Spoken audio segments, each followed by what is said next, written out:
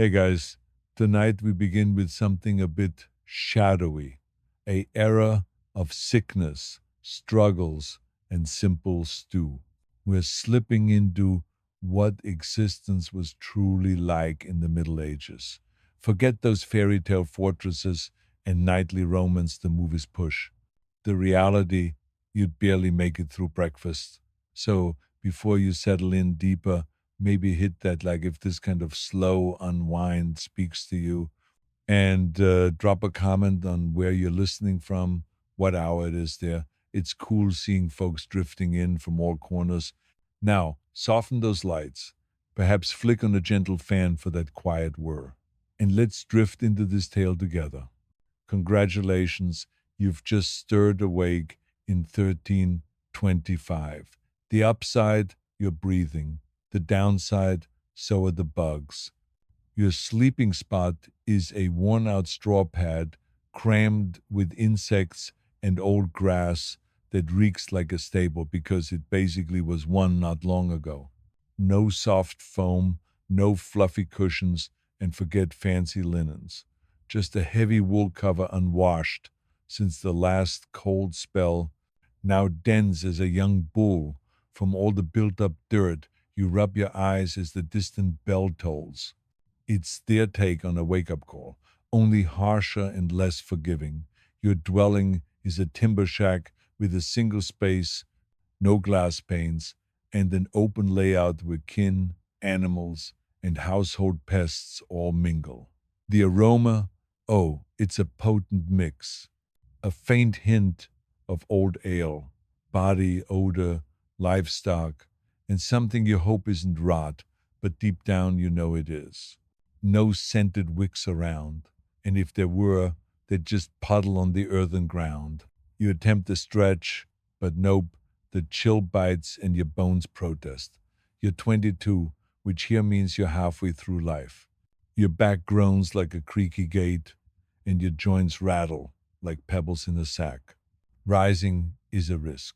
The floor's either slick from overnight drizzle seeping through the roof of reeds, or crunchy from whatever the hen left behind. Your feet are now one with the mess. And solitude? Never heard of it. Your whole clan, plus maybe a lingering relative, is rousing nearby. No private quarters, no dividers, no alone time, just shared everything. Welcome to dawn in old Europe, where isolation doesn't exist because critters, vermin, and a crowd of folks are constant company. And this is merely the start. It gets grimmer from here. So, you've clawed free from that bug filled nest. Well done. Now, the call of nature hits hard. Not gently, but urgently. This is when you'd miss today's conveniences most. No proper seed, no paper, no rinse, not even a basic tool for clogs. In the 1300s, handling that is a venture, a group test, and sometimes a village spectacle. For a commoner, it's probably a pail out back, already overflowing because some kin had a tough evening on spoiled roots. The stench is epic. You pinch your nose, get it done, and then the fun part, fling it to the road. Yeah, the road.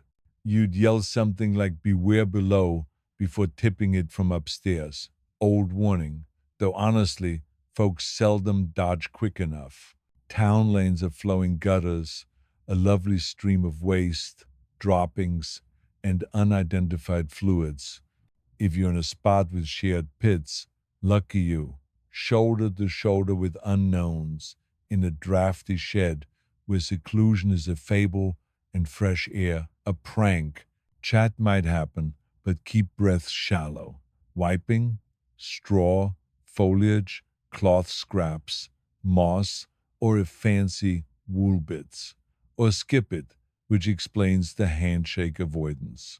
In a keep, better, marginally. Maybe a drop shoot to the ditch. Smart, except foes knew and occasionally scaled up that way. Sneaky entry, indeed. So peasant or lord, it's a degrading routine. Chilly, communal, risky, and always foul.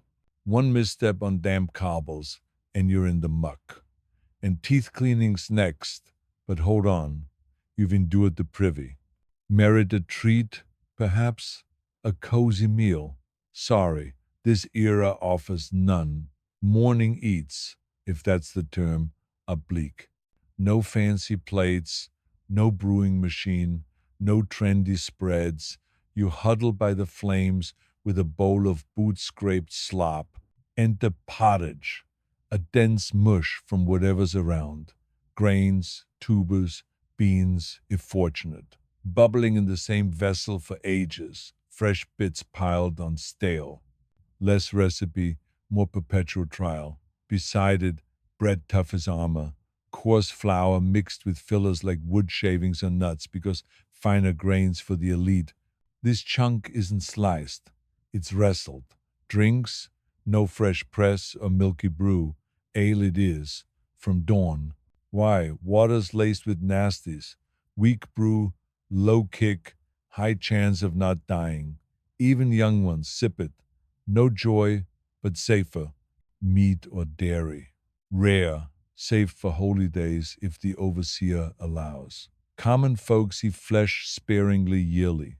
Fruit fresh, only seasonally, not yet turned to drink. Spices, royal luxury. Peppers pricier than wages, salts guarded.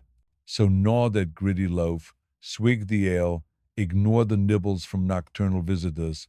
It doesn't boost you, it sustains barely. Now undernourished, time to toil as if survival depends on it, because it does. You've downed that dismal start. Now clothing won't improve things. Your garb is one set, rough tunic or shift worn endlessly till it falls apart or breeds illness. No wardrobe changes. Just endure till decay. Undergarments, if lucky, otherwise scratchy layers direct on skin, sewn roughly. No cleaners, no suds, no services. Clothes stiff, marked, smelling like fermented refuse. Washing, haul liquid from streams, warm it, scrub with ash, dry in rare sun. Shoes, leather clumps, no support, many barefoot through filth and hazards. Skin rebels, itches constant from tenants like fleas and lice. All carry them, highborn to lowly. Scratch mid-chat with clergy, no stairs. Rashes linger untreated, no creams or experts, just itch on. Now clad in discomfort, head out to labor till exhaustion. Now bundled in damp itch, flash a grin, but don't. Smiling risks teeth.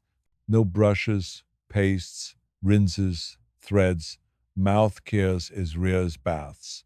Some chew sticks or swish vinegars, but mostly teeth fend alone, failing fast. By 20s, grins crypt-like, holes, swelling, decay. Sugar for wealthy speeds rot. Poor get it slow from coarse eats. Aches standard, like weather. Pain that tempts self-pull with tools. No dentists, but hair cutters doubled as extractors. By dim light, no numb. Infection, fever to end. Bad breath, universal. Romance judged by holdings, not smiles. Mouth, a lost fight. Now throbbing, venture out. Work awaits, back breaking. No desk job, no breaks. For most, survive serving betters. Peasant means tilling Lord's land, dawn to dusk. Tools primitive, body the main force. No rest days but one, if no urgencies. Brutal, plow, seed, weed, fetch till curved. Women multitask, fields, kids, chores, animals. Young help early, no play. If craftsmen, still harsh with hazards. Pay, existence. Stop, starve. Grip that tool, ignore sores, dig on. Job's endurance, not a cent. Now aching from toil, weather punishes.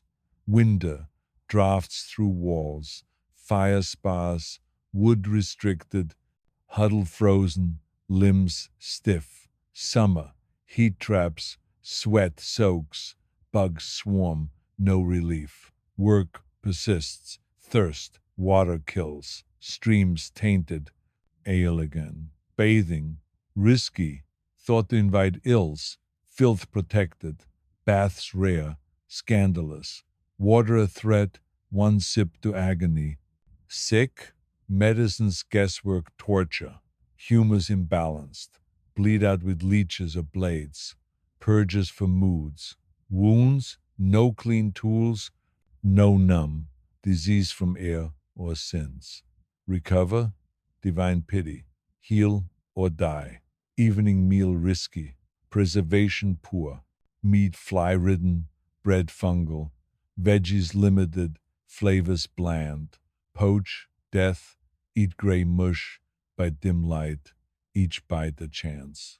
Night falls, but watch. Church rules all. Bells dictate prayers. Sins everywhere. Hell vivid. Bible locked in tongue for few. Tithes mandatory. Holy days for fasts, not fun. Question, peril. Chant, bow, hope. As woman, harder. Path set. Wed young, birth kids, serve. No learning. Marriage, alliance. Opinion, irrelevant. Birth lottery, no care. Survive multiples or not. Unwed, suspicious. Conform a witch. Church limits. Endure gracefully, but violence lurks. Law arbitrary. Ordeals prove innocence painfully. Execution shows. Fights common. War constant. Life fragile. Death early. Expectancy low. Kids half gone young. Adulthood worn. Women birth risks. Men accidents. Plague, famine, swift. Burials quick. No fanfare. Days summed. Filth to execution dodge. Romantic myth falls. Gritty, unfair. Nobles drafty misery too. Simpler, relentless. Yet people laughed, loved, endured, stubborn. Tonight, in comfort, thank ancestors who battled so you don't. Long before Catherine the Great ruled Russia, she was Sophie. Born in 1729 to minor German nobility, her spot in Pomerania lacked clout. But Sophie had wit, charm, ambition, upbringing strict, mother cold climber, father distant. She read, learned languages, observed, skills for survival in harsh courts. Russian Empress Elizabeth sought bride for heir Peter, Sophie chosen. At 14, to Street Petersburg in 1744. Thin clothes, forced smile, converted, named Catherine. Public shift, no return. No one saw the teen, plotting to queen. Marriage to Peter, a trap. He immature, toy-obsessed, no interest in her or rule. Idolized Prussia, resented Russia. Catherine embraced, studied. Court viper nest. Elizabeth waning. Catherine watched, allied quietly. Read philosophers. Vision for Russia. Peter unfit. Waited. In 1762, Elizabeth dead. Peter Tsar. Reign disastrous. Alienated all. Catherine coup. Rode in. Proclaimed empress. Peter detained. Dead. Mysteriously. Now ruler by will. Challenged to hold. Transformed to visionary. Corresponded with thinkers. Formed commission for laws. Balanced ideals with reality. Abolished some torture. Built schools. Kept nobles loyal. Philosopher, public, practical, private, not Europeanize, modernize on terms, expanded outward. Wars with Ottomans for ports, Crimea, partitions of Poland, vast gains, colonized, built, expansion destiny, private life famed, lovers young, rewarded, Potemkin key, partner, gossip swirled, but strategic, passion and power. In 1773, Pugachev rebel, claimed Peter, promised freedom, uprising massive, Catherine crushed ruthlessly, dreams faded, stability first, reform cautious. By end ruled decades, expanded empire, cultural marks, hermitage, art, education, vaccine, contradictions, no serf freedom, power crafted, called many but effective, died 1,796, legacy myth, navigated man's world, read, wrote, scheduled intense, lonely, trusted few, sun distant, image crafted, questions remain. Great, because deserved crown. In Chiapas jungle, Palenque ruins hold Maya secrets, temples tower. In 1994, team found sealed chamber in Temple 13, sarcophagus with red cinnabar dust, skeleton woman, jade mask, offerings, rich burial, no name, called Red Queen, lived 7th century, hidden, spiritual, haunting red dust, symbolic, cinnabar blood, rebirth, toxic, potent, prepared for deification, few like pals, speculation, wife, offerings, jade, necklaces, mask for soul, needles, blades, ritual, vessels, sustenance, journey necessities, no name, perhaps Zakuk, Pal's wife, bore sons, ceremonial role, proximity suggests pair, DNA inconclusive, could be Mother Zakuk, context royal women influential, diplomats,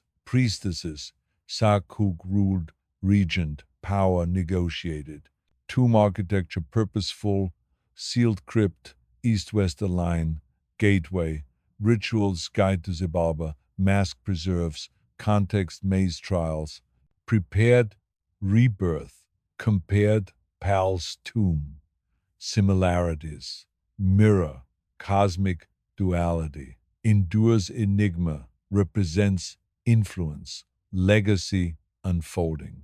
Frida Kahlo, born 1907, Coyoacan, Blue House, colorful. Third daughter, polio at 6, leg weakened, bold child, enrolled prep school, aimed doctor, crash 1,925 shattered, impaled, fractured, surgeries, casts, painted from bed, self portraits, survival, pain language, personal, honest, self best subject. Early on tin, retablos inspired, body canvas, split, pierced, reclamation, met Diego 1928, opinion sought, recognized voice, married 1929, turbulent infidelities, divorced, remarried, partnership 1930 seconds, U.S., discomfort, personal works, Henry Ford, hospital loss, politics, leftist, Trotsky hosted, Tehuana dresses statement, back Mexico, Casa Azul sanctuary, exhibition Paris, not surreal, reality. Symbolism Mexican, health decline, painted defiant, broken column stoic, political active, 1,953 exhibition bedbound, last works hopeful, died 1,954, legacy grew, feminist symbol, face iconic, celebrated differences, truth for millions, immortal. Let's ease forward now into another quiet corner of history, one where bloodlines twisted tighter than the knots in a forgotten tapestry. We're talking about the most inbred monarchs Europe ever produced, those royal families who kept marriage within the same handful of names for so long that their family trees looked more like bushes. Of course they did. When power, land, and prestige are all tied to who your parents were cousins with, you don't exactly cast a wide net. Start with the Habsburgs, because if any dynasty deserves the crown for genetic dedication, it's them. They ruled chunks of Spain, Austria, the Holy Roman Empire, the Netherlands, parts of Italy, and more for centuries. Their motto was, "Let others wage war. Thou, happy Austria, marry." And marry they did, mostly to each other or to the same small pool of cousins, uncles, nieces, and the occasional double first cousin. By the time you reach the later Spanish Habsburgs, the inbreeding level is so high that modern geneticists look at their pedigrees and just sigh. Take Charles II of Spain, the last Habsburg king on the Spanish throne. Born in 1661, died in 1700 at 38. He was the product of generations of very close unions. His father was Philip IV, his mother Mariana of Austria, who was also Philip's niece. Philip's parents were also uncle and niece. Go back a few more steps and you find the same pattern repeating like a bad habit nobody wanted to break. Charles was so inbred that estimates put his genetic contribution from his great great grandparents at something like 25% instead of the normal 6.25.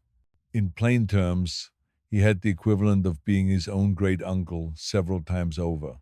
What did that look like in real life? He was sickly from birth, couldn't chew properly because his jaw was so undershot it barely met, tongue too large for his mouth, so he drooled constantly. Speech slurred and difficult. Chronic infections, digestive problems that never let up. He had convulsions as a child, barely walked until he was 6 or 7, and even then it was with help. Doctors poked and prodded, bled him, gave him strange potions, but nothing fixed what nature had stacked against him. He never produced an heir, which was probably a mercy for any child who might have inherited that level of genetic load. Yet he was king, absolute ruler of one of the richest empires on earth at the time. Courtiers bowed, ambassadors flattered, and the whole machinery of state turned around this frail, quiet man who spent much of his days in pain and confusion.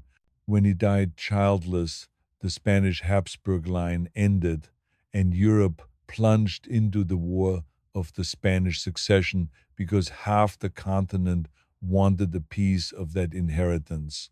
All because a family decided marrying outsiders was too risky.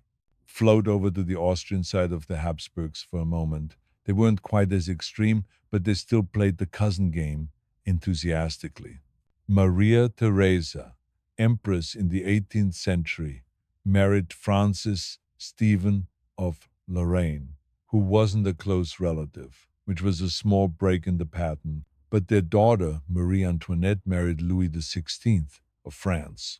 And while that union wasn't inbred itself, the French Bourbon line had its own quiet history of keeping things familial. The Bourbons weren't innocent either. Philip V of Spain, the first Bourbon king there after Charles II's death, married Elizabeth Farnese, and their descendants kept marrying cousins when convenient. But the real poster child for Bourbon inbreeding comes a bit later with the Spanish line again. By the 19th century, the family had thinned out so much that when Alfonso XII married his cousin Maria Cristina, and then their son Alfonso X married yet another cousin, Victoria Eugenie, the genetic deck was already stacked.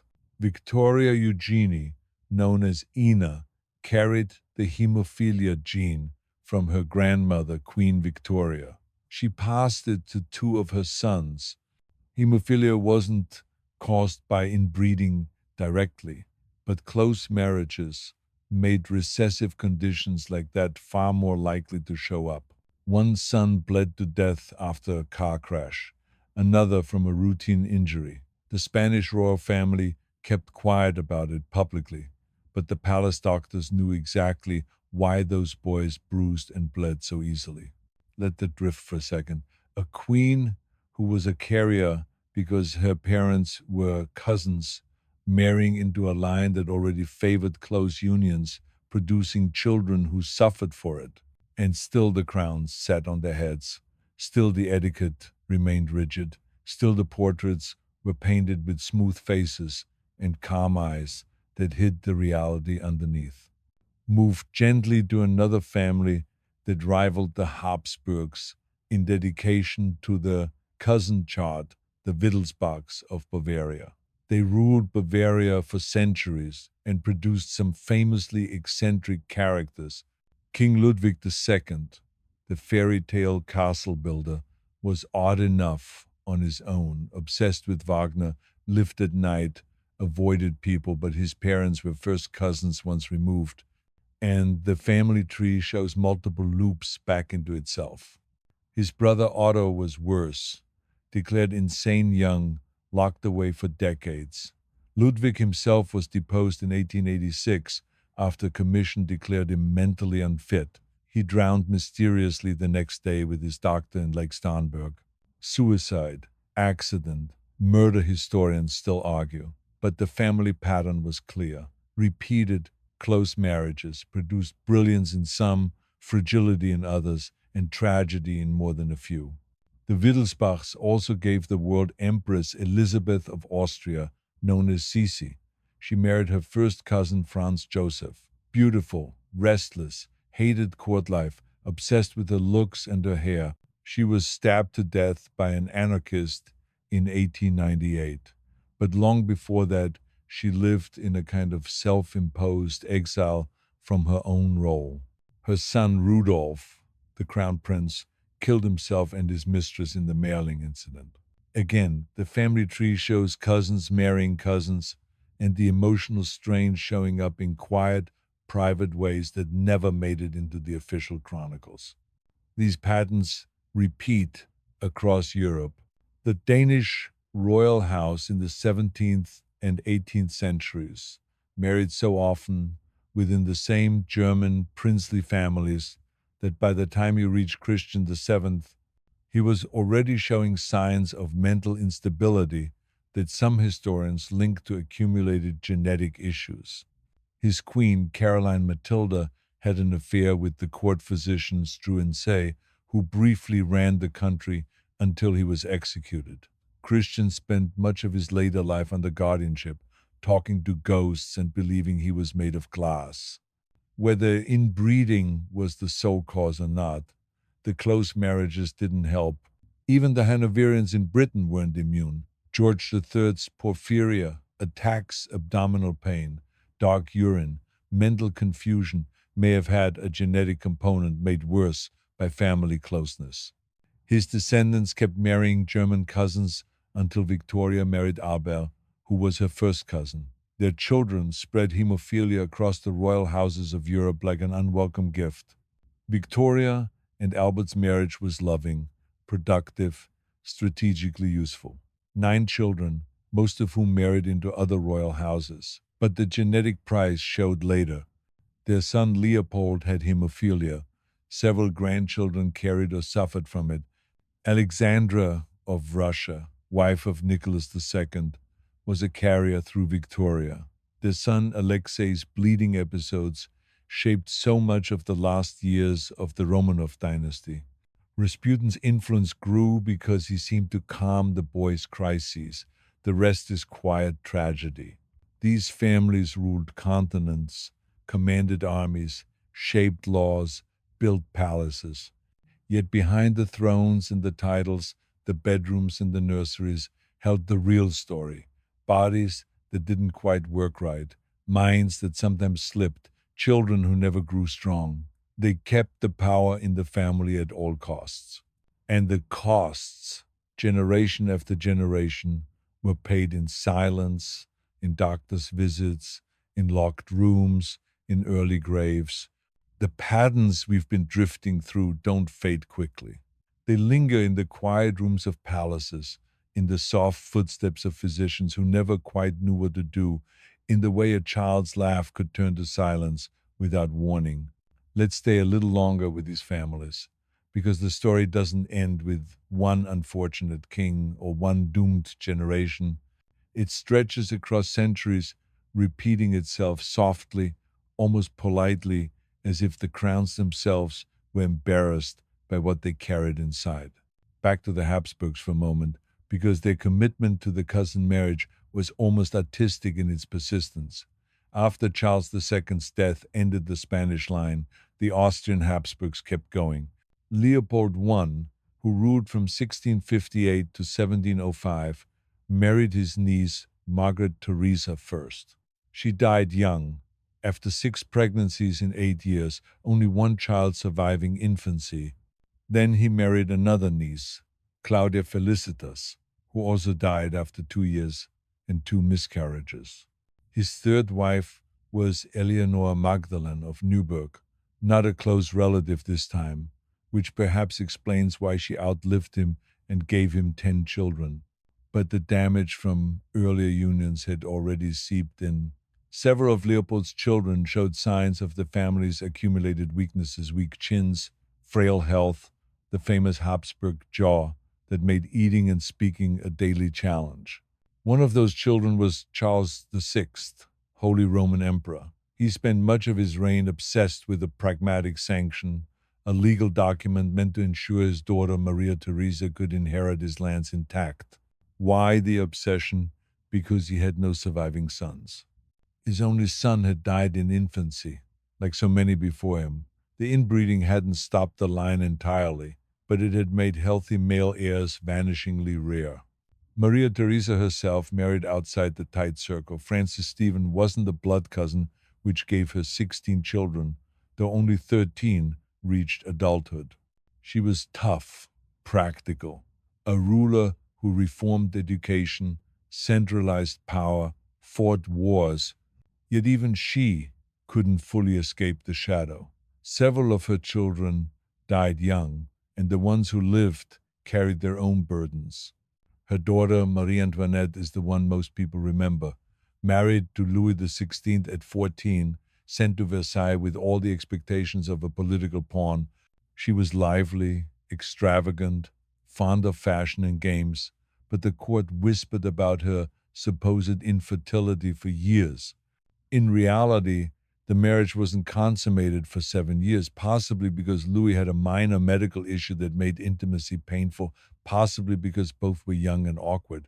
When the children finally came, 4 in total, 2 died in childhood. The Dauphin, Louis Joseph, had tuberculosis of the spine. He died at 7. His younger brother, the future Louis XVII, was imprisoned during the Revolution and died at 10, alone and ill-treated. The pattern again: fragile health in the heirs, even when the parents weren't close cousins. The French Bourbons had their own version of the same quiet tragedy. Louis XIV, the Sun King, married his first cousin Maria Theresa of Spain. Their son, the Grand Dauphin, was healthy enough but died before his father. The line passed to Louis's grandson, who became Louis XV. He married Marie Leczinska, not a relative, but their son Louis XVI married his second cousin, once removed, Marie Antoinette. The genetic distance was greater than in earlier generations, yet the royal nurseries still saw too many early deaths. Smallpox, tuberculosis, convulsions, the diseases that stalked every palace but seemed to linger longer in these guarded rooms. Across the water in Britain, the Hanoverians kept their German connections tight for generations. George I married his cousin Sophia Dorothea of Celle, though that marriage ended in scandal when she was imprisoned for adultery and died in captivity. Their son George II married Caroline of Ansbach, not closely related, but the family still favored German matches. George III married Charlotte of Mecklenburg-Strelitz, again not a close cousin, yet his porphyria attacks were severe enough to drive him mad for periods. His son George IV was extravagant, obese, childless, illegitimate marriage. The next in line, William IV, had no legitimate surviving children. The throne passed to Victoria, granddaughter of George III, through his daughter. Victoria married her first cousin, Albert of Saxe-Coburg and Gotha. Albert was thoughtful, serious, a reformer in his way. Their marriage was happy, productive, but the hemophilia gene arrived with them. Victoria was likely a spontaneous carrier, or perhaps inherited it through some hidden line. Either way, the close marriage made transmission more probable in the next generation. Leopold, their youngest son, had the disease. He bled easily, bruised terribly, lived cautiously. He died at 30 from a fall that caused internal bleeding. His daughter Alice carried it. Through Alice, it reached Russia, Spain, Germany. In Russia, Nicholas II married Alexandra, who was Victoria's granddaughter and a carrier. Their son Alexei was born with hemophilia. Every bruise, every bump became a crisis. The boy would lie in darkened rooms, joints swollen, in agony. His mother's desperation drew her to mystics, eventually to Rasputin, who seemed able to calm the bleeding episodes, perhaps through hypnosis or simple placebo. The family kept the illness secret officially. The air was delicate, nothing more. But the court knew. Whispers spread. The boy's suffering became a quiet symbol of everything fragile about the dynasty. The Romanovs themselves had a history of close marriages. Peter the Great married twice, but his descendants favored German princesses, who often turned out to be distant cousins through the web of European royalty. Catherine the Great, as we drifted through earlier, came from Anhalt-Zerbst, married Peter III, who was her second cousin, once removed. Their son Paul married a Württemberg princess, then after her death another. The pattern held. By Nicholas II's time, the family was a closed circle of the same names appearing again and again. These weren't monstrous people. They were products of their world. Duty demanded they preserve the bloodline pure, keep power from outsiders, maintain alliances through marriage rather than conquest when possible. The irony is gentle but persistent. The more they tried to protect the dynasty, the more they weakened it from within.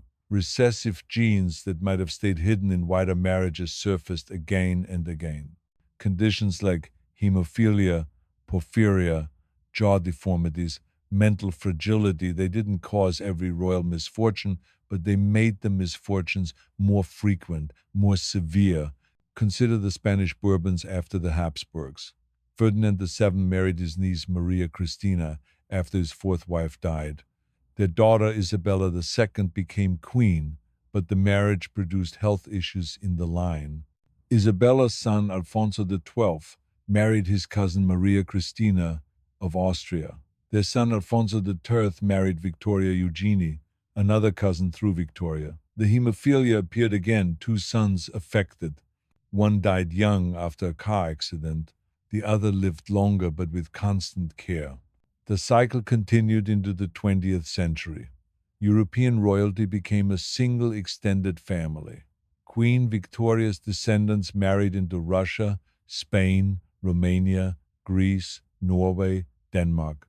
The Great War shattered much of it. Cousins fought cousins. Thrones fell. But before that collapse, the nurseries had already told the story. Too many stillbirths, too many childhood illnesses, too many early deaths.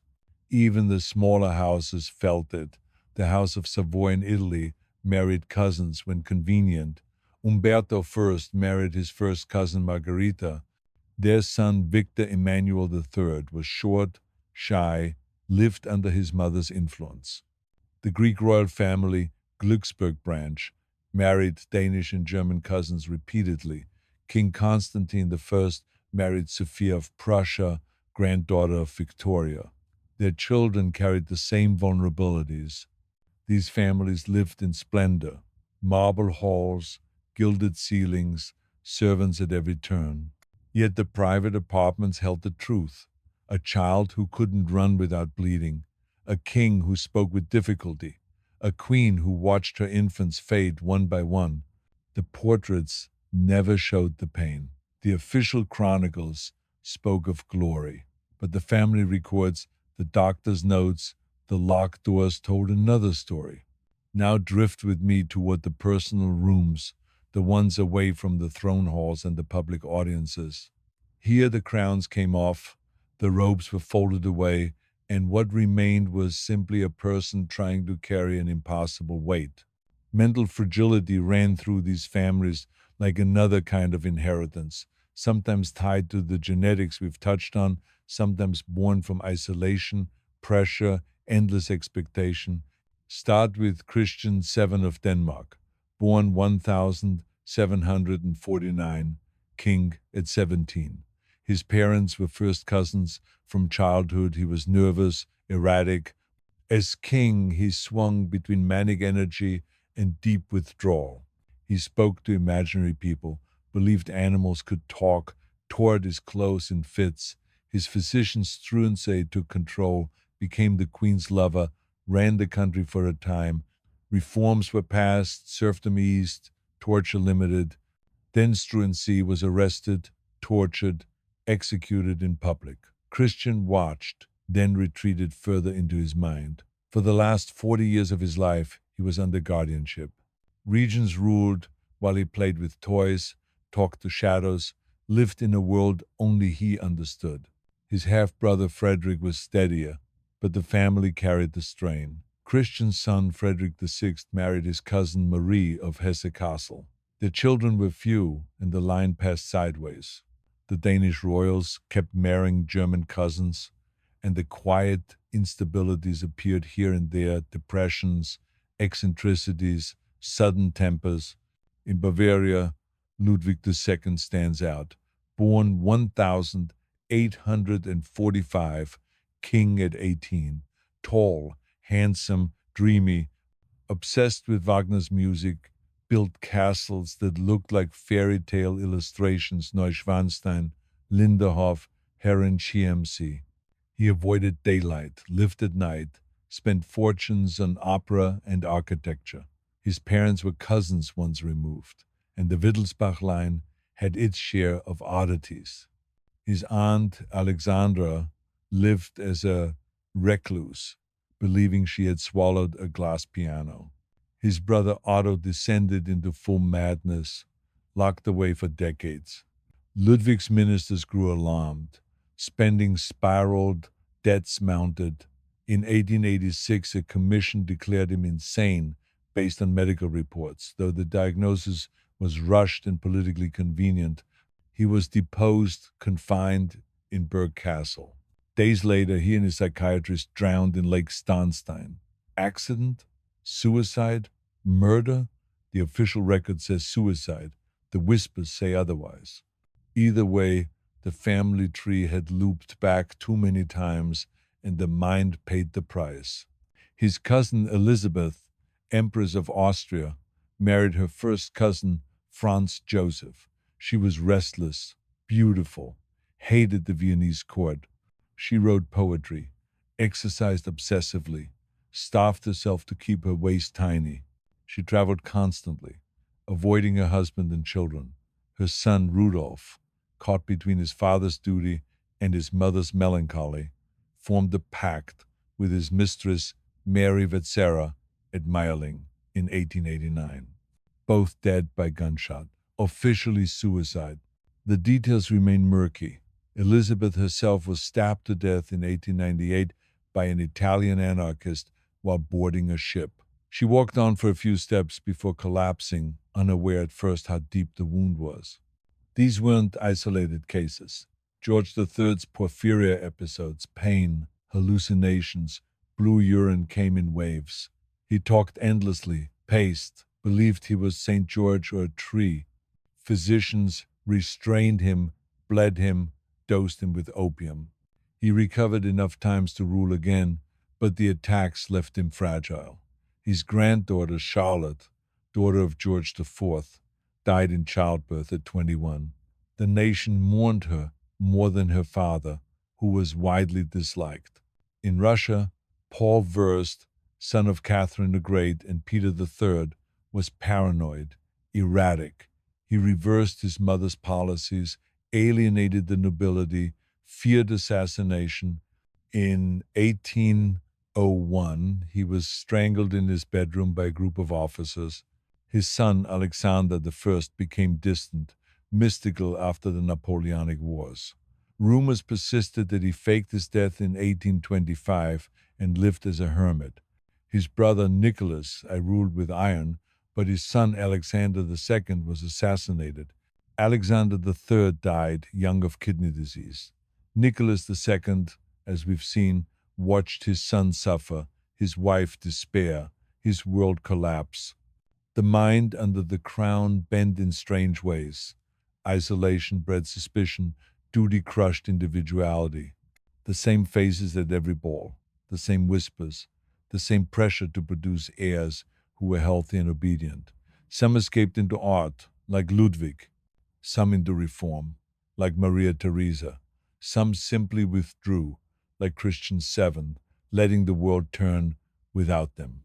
The quiet hours we just touched on were never truly quiet for these people.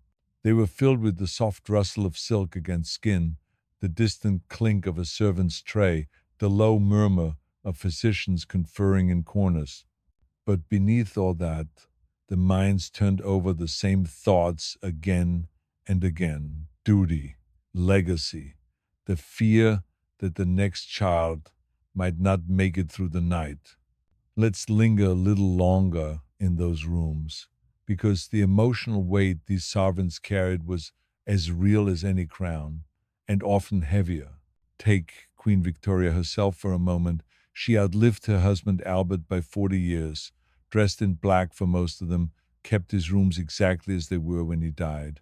She wrote in her journals about the emptiness, the way the palace felt too large without him. Her children called her the widow of Windsor, and she withdrew from public life for years. Courtiers waited months for audiences. Parliament grumbled. Yet she never quite let go of the grief. It became part of her daily rhythm, a companion as constant as the ticking clocks she insisted be stopped at the exact hour of Albert's death in one room after another. She was strong, yes, the grandmother of Europe, but the private sorrow never lifted entirely. Her letters to her daughters show it plainly, long passages about missing him, about how the world had lost its color. Her son Edward VII, when he finally became king at 59, had spent decades as Prince of Wales waiting in the wings. He was charming, sociable, fond of women, food, horse racing, but he also carried the strain of being the son of a mother who never fully approved of him. Victoria had kept him from serious state business, convinced he was frivolous. When she died, he stepped into the role with energy, mended alliances, traveled, hosted lavish dinners. Yet privately he was often melancholic, aware that his reign would be short. He smoked heavily, ate richly, suffered from bronchitis that turned to pneumonia. He died after only 9 years on the throne, whispering to his son George that he was glad it was over. The waiting, the shadow of his mother, the endless expectation it had worn him down in ways the public never saw. George V, his successor, was quieter, more dutiful. He collected stamps, shot game, kept a strict routine, but he too had his private burdens. His eldest son, the future Edward VIII, was charming but restless. George worried about him constantly. The boy preferred parties to protocol, American women to suitable matches. When George lay dying in 1936, his last words to his secretary were about making sure the announcement was timed for the morning papers so the stock exchange wouldn't be disturbed. Duty even in the final breath. His second son, Albert, who became George VI, had a severe stammer that made public speaking agony. He worked with a therapist for years to manage it, especially after the abdication crisis thrust him onto the throne unprepared. He smoked to calm his nerves, chain after chain, until lung cancer took him at 56. His wife Elizabeth, later the Queen Mother, watched him fade slowly and carried her own quiet grief for decades afterward. The abdication itself was a family fracture that echoed for years.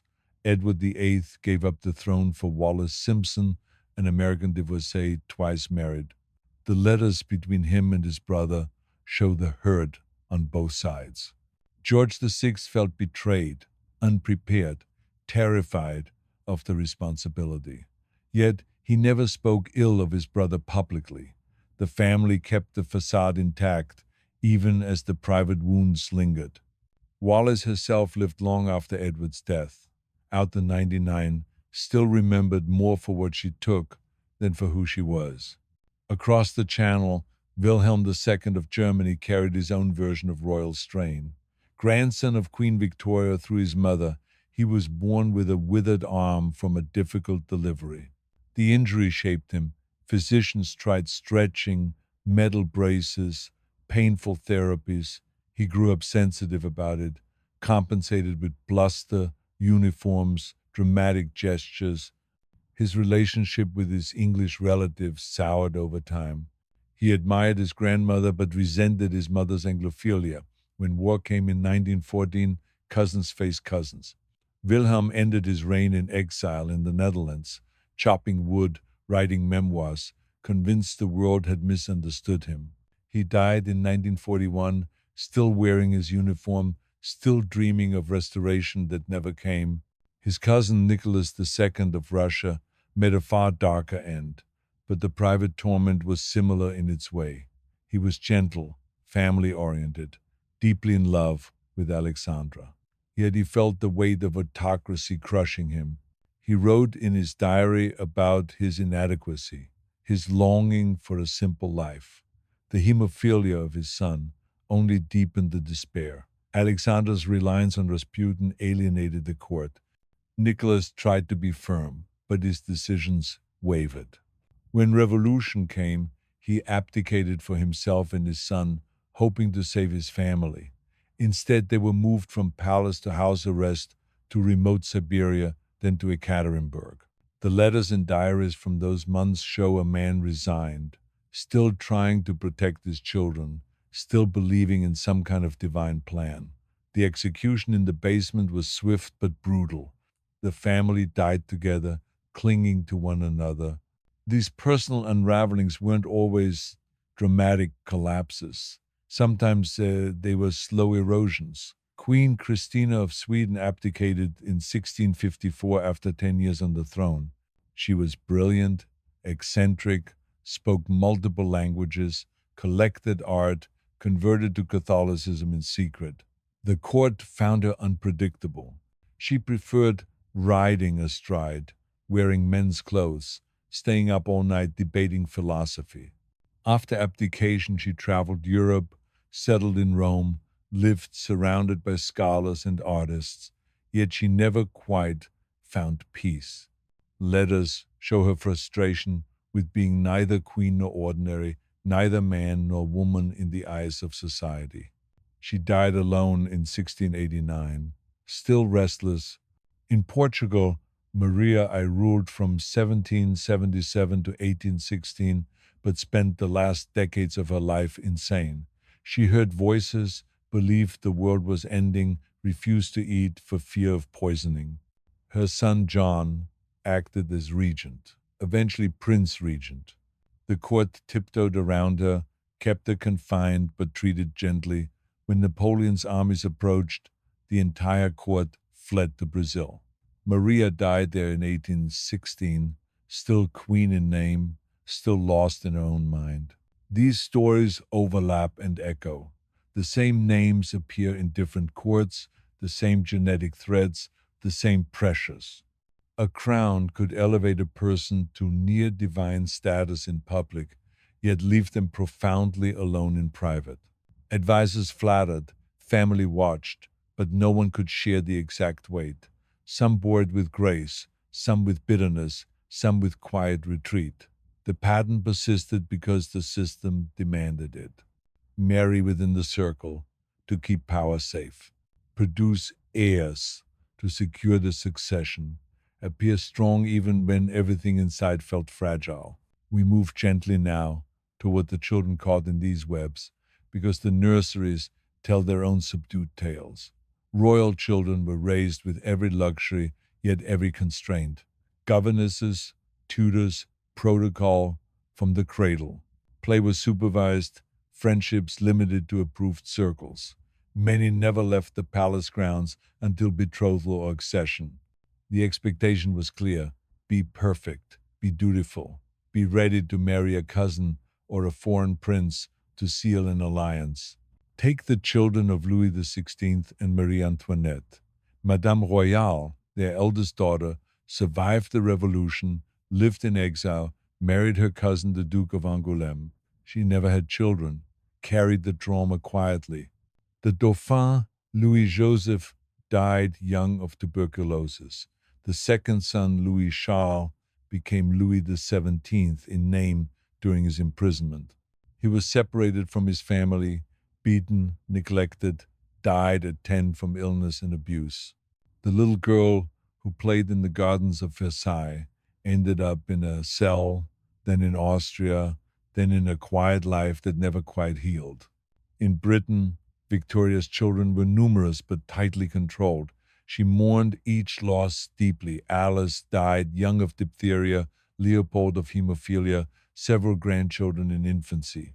The surviving ones married across Europe, spreading the family but also the vulnerabilities. Alice's daughter Alexandra carried hemophilia to Russia. Beatrice's daughter Victoria Eugenie carried it to Spain. The pattern held. These children grew up knowing their worth was tied to their bloodline, their ability to produce more heirs. Some rebelled quietly. Edward VIII chose love over duty. Others conformed and suffered in silence. The nurseries were bright with toys and lessons, yet shadowed by the knowledge that one illness, one accident could end a dynasty. The weight never truly lifted. Even in old age, retired from the throne or widowed, the former sovereigns carried it.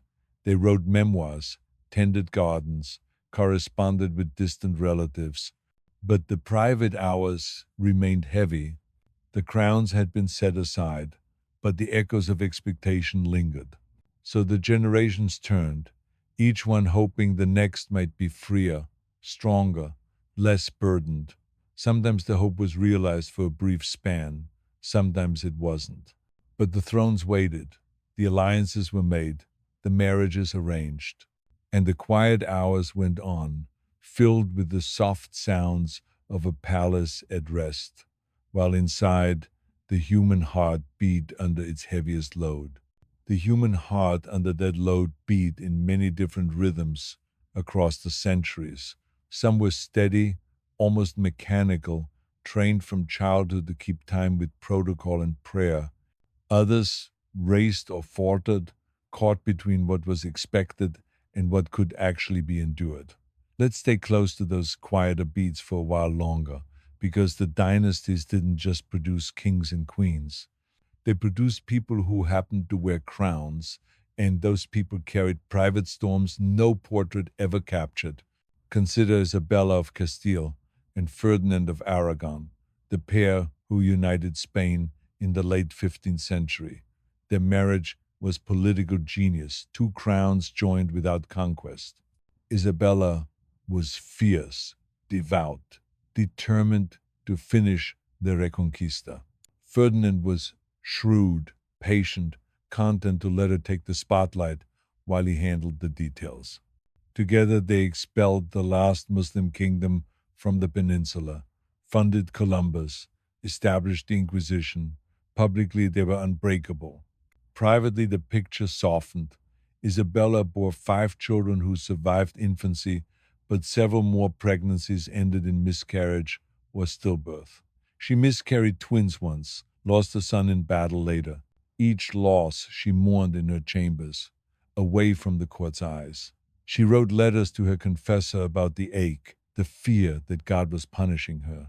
Ferdinand grieved too, though he showed it less. When Isabella died in 1504, he wandered the palace like a ghost for months, sleeping in the room where she passed, refusing to remove her belongings. Their daughter Juana, who inherited Castile, watched it all and carried her own version of the burden. Juana, known later as Juana la Loca, married Philip the Handsome of Habsburg. Philip was charming, handsome, unfaithful. Juana adored him obsessively.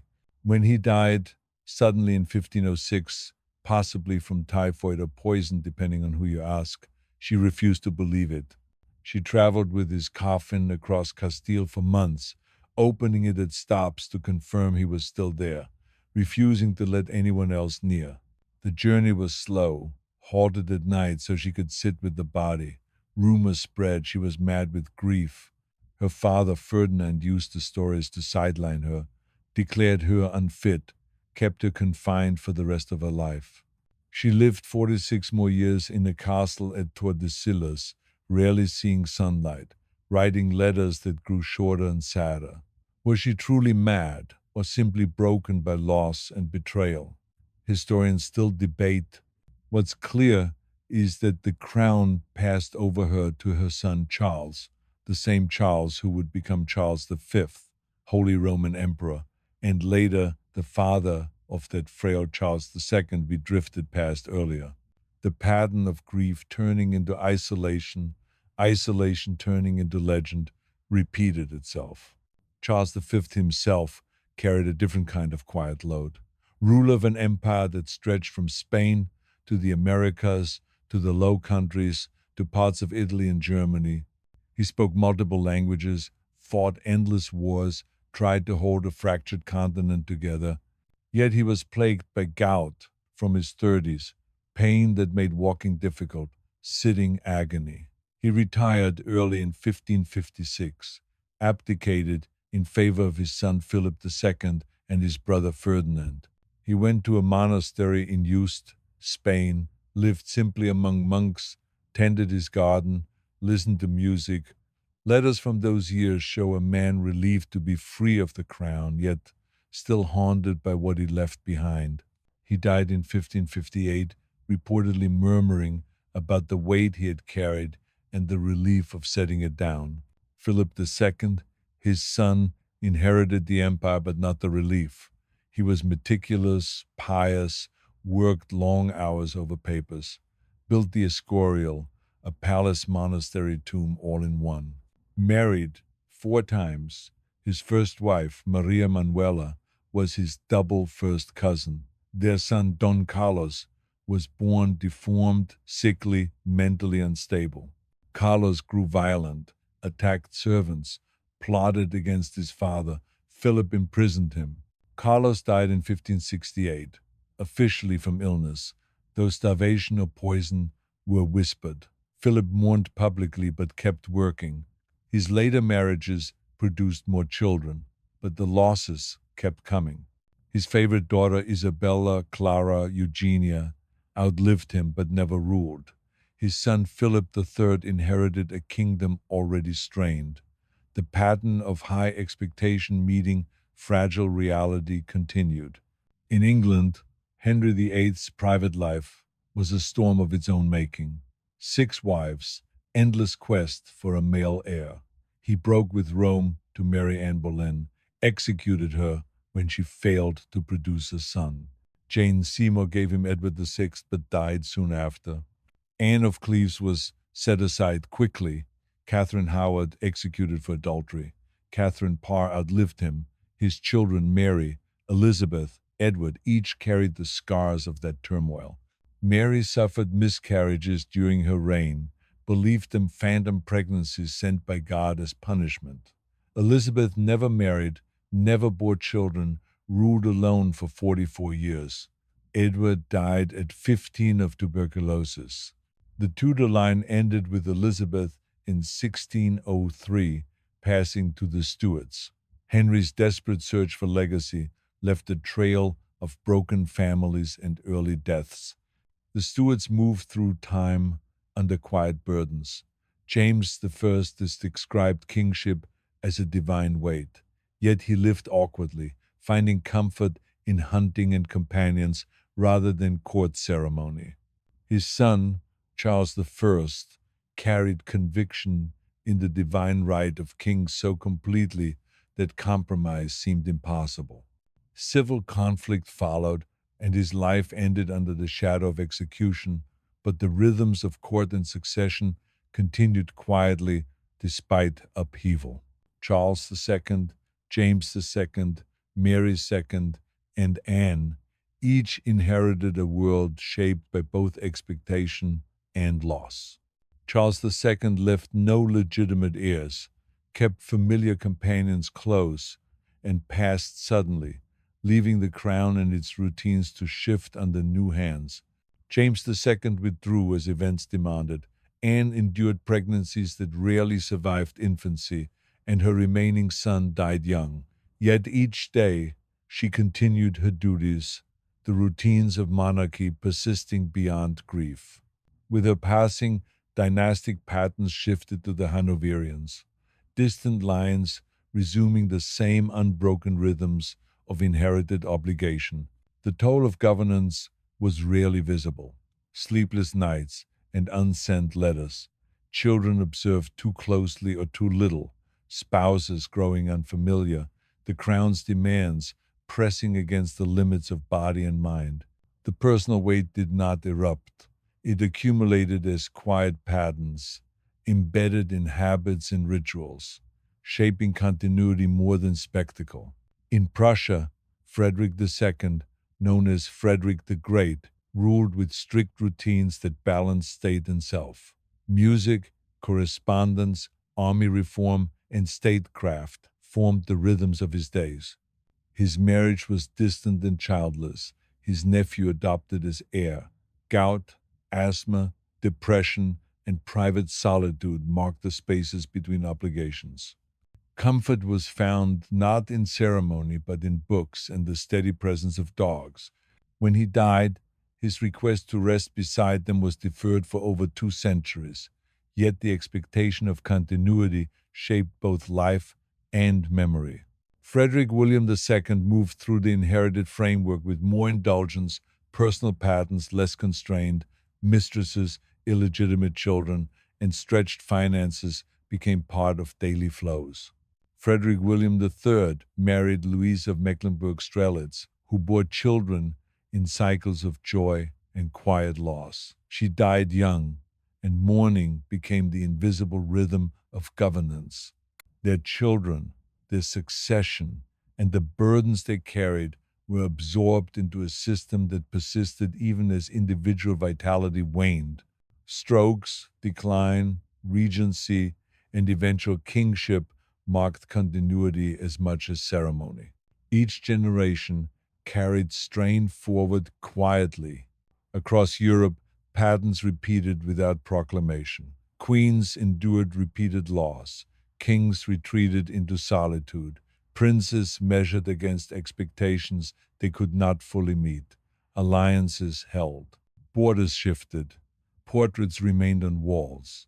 Behind these markers, lives moved subtly, accumulations of adaptation and endurance continuing unnoticed. Each grief, each restraint, each private reckoning became another layer, another small stabilizing force. Continuity was neither announced nor dramatic. It was absorbed, internalized, and carried forward. History did not pause for recognition. Lives continued in repetition, in ritual, in the quiet absorption of constraint. Patterns persisted not because of glory, but because the slow, steady work of presence, observation, and habitual response endured beyond the capacities of any single individual. The weight of inheritance was almost always present, and yet carried without declaration, shaping the rhythms of the world in silence.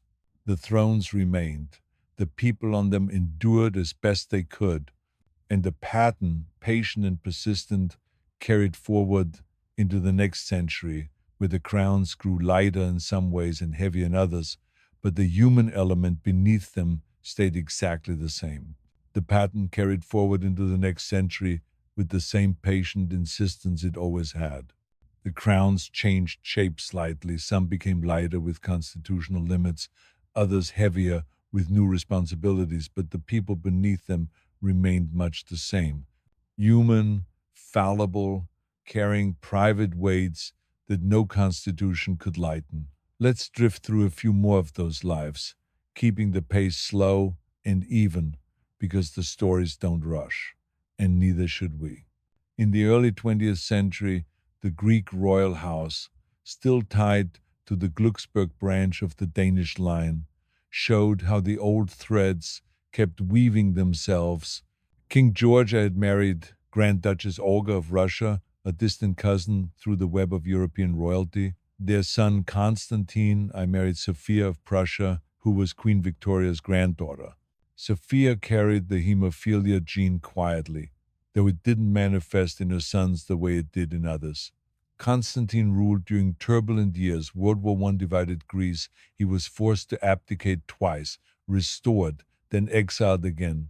He died in Sicily in 1923 after surgery for an old wound that never healed properly. His eldest son, George II, spent much of his reign in exile, returned briefly, then faced occupation during World War II. George never had children. His brother Paul became king after him, married Princess Frederica of Hanover, another cousin linked through Victoria's descendants. Their son Constantine II was the last king before the monarchy was abolished in 1973. He lived the rest of his life in exile and then quietly in Greece after the referendum allowed his return. The family kept their dignity, but the private conversations must have carried the echo of all those thrones lost to politics rather than the old genetic frailties. The Danish line itself, from which so many branches sprang, stayed relatively stable but not untouched. Christian IX, known as the father-in-law of Europe, because his children married into so many houses, married Louise of Hesse-Kassel, his second cousin. Their daughter Alexandra married Edward VII of Britain. Another daughter, Dagmar, became Maria Feodorovna, wife of Alexander III of Russia and mother of Nicholas II. The connections spread wide, but the close marriages in earlier generations left subtle marks, occasional health issues, a few early deaths that might have been chance but felt patterned. Christian IX outlived most of his children's reigns, dying in 1906 at 87. He had watched his grandchildren ascend thrones across the continent, only to see many of those thrones wobble or fall in the coming decades. In Romania, the Hohenzollern-Sigmaringen line brought German precision to a Balkan throne. Carol I married Elizabeth of Wied, no close blood tie, but their only child died at 4 from scarlet fever.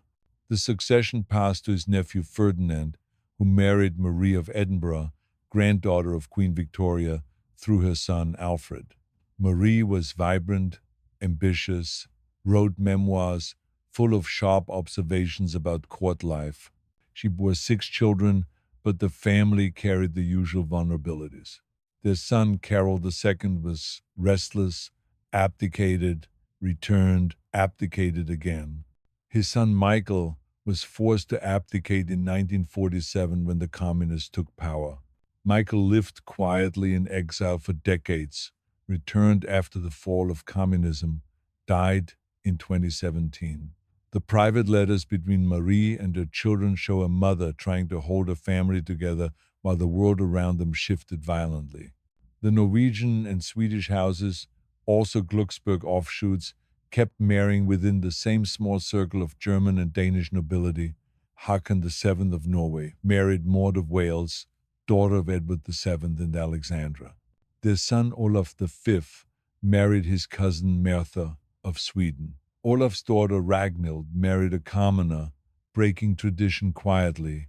The Scandinavian royals adapted more smoothly to modern times' constitutional roles, less pomp, but the old genetic echoes appeared now and then.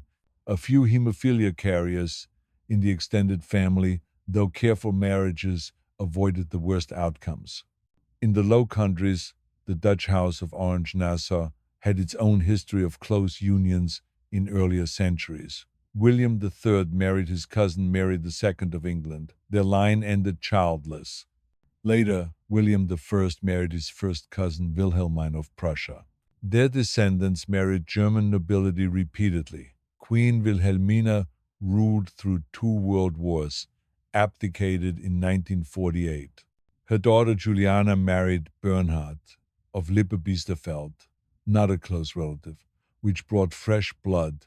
Juliana's daughter Beatrix married Klaus von Amsberg, a German count.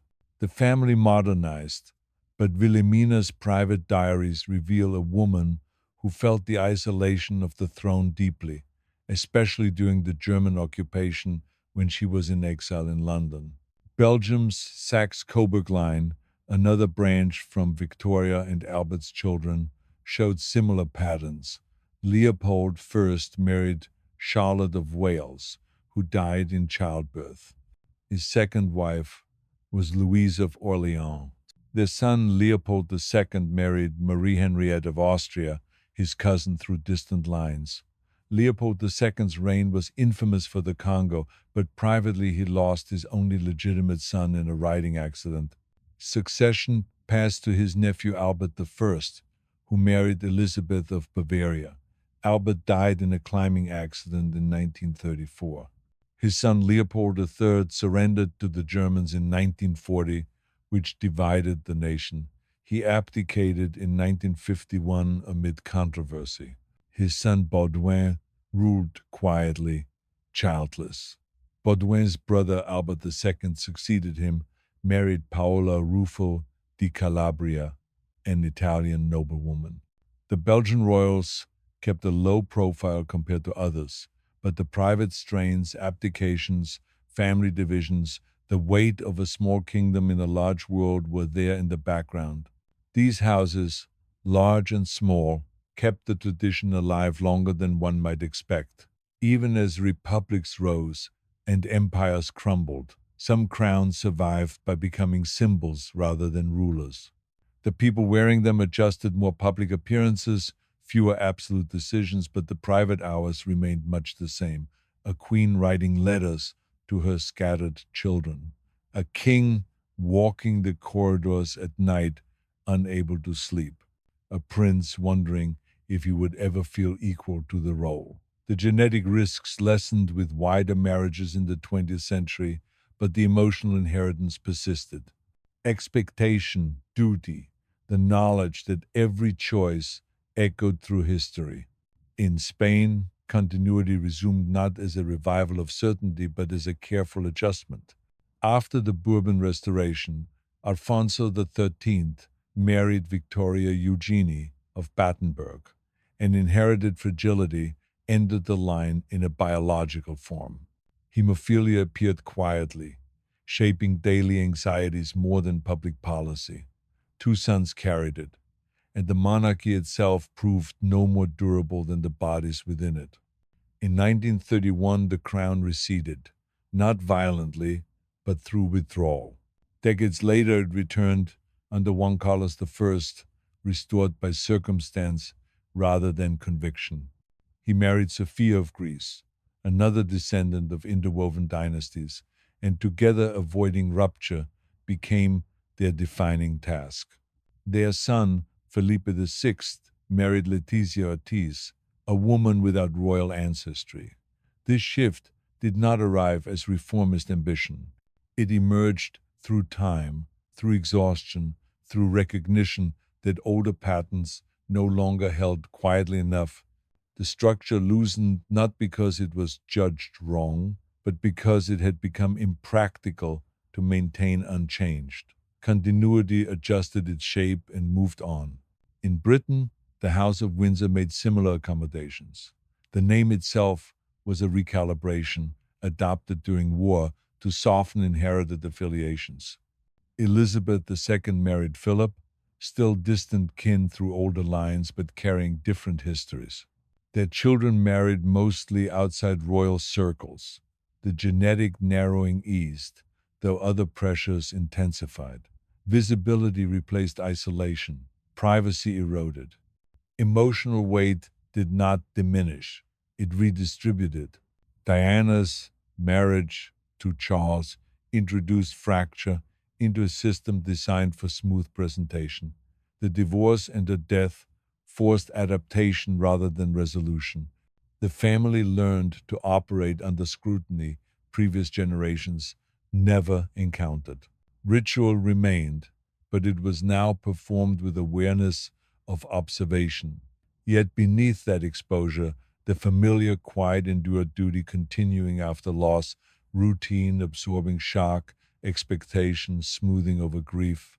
The dynasties that remained standing did so by bending rather than insisting. Broader marriages produced healthier heirs. Constitutional limits softened solitude. Power thinned. Symbolism thickened. But the inner experience remained recognizable. The same private calculations, the same hope that inheritance might feel lighter next time. Sometimes it did. Sometimes it simply returned in a different register. In Sweden, the pattern unfolded with similar restraint. Gustav V ruled for decades, his marriage arranged and distant, shaped by duty rather than intimacy. His wife Victoria sought warmth elsewhere for her health, leaving long separations that settled into normalcy. Gustav remained, governed quietly, watched wars pass without engulfing his country. Longevity brought not ease but accumulation. He outlived children. He adjusted expectations downward. Authority remained intact, but solitude deepened. The generations beneath him adapted in fragments. Loss appeared through illness, accident, and withdrawal. Succession arrived unexpectedly. Carl XVI, Gustav, inherited not ambition but responsibility. He married Sylvia Sommerlath, a commoner, and the line widened again. Modernity expressed itself through bicycles, informality, and openness, yet the interior rhythms stayed unchanged. Reading difficulties managed privately, doubts carried silently, papers reviewed late at night, comparison to predecessors never fully absent.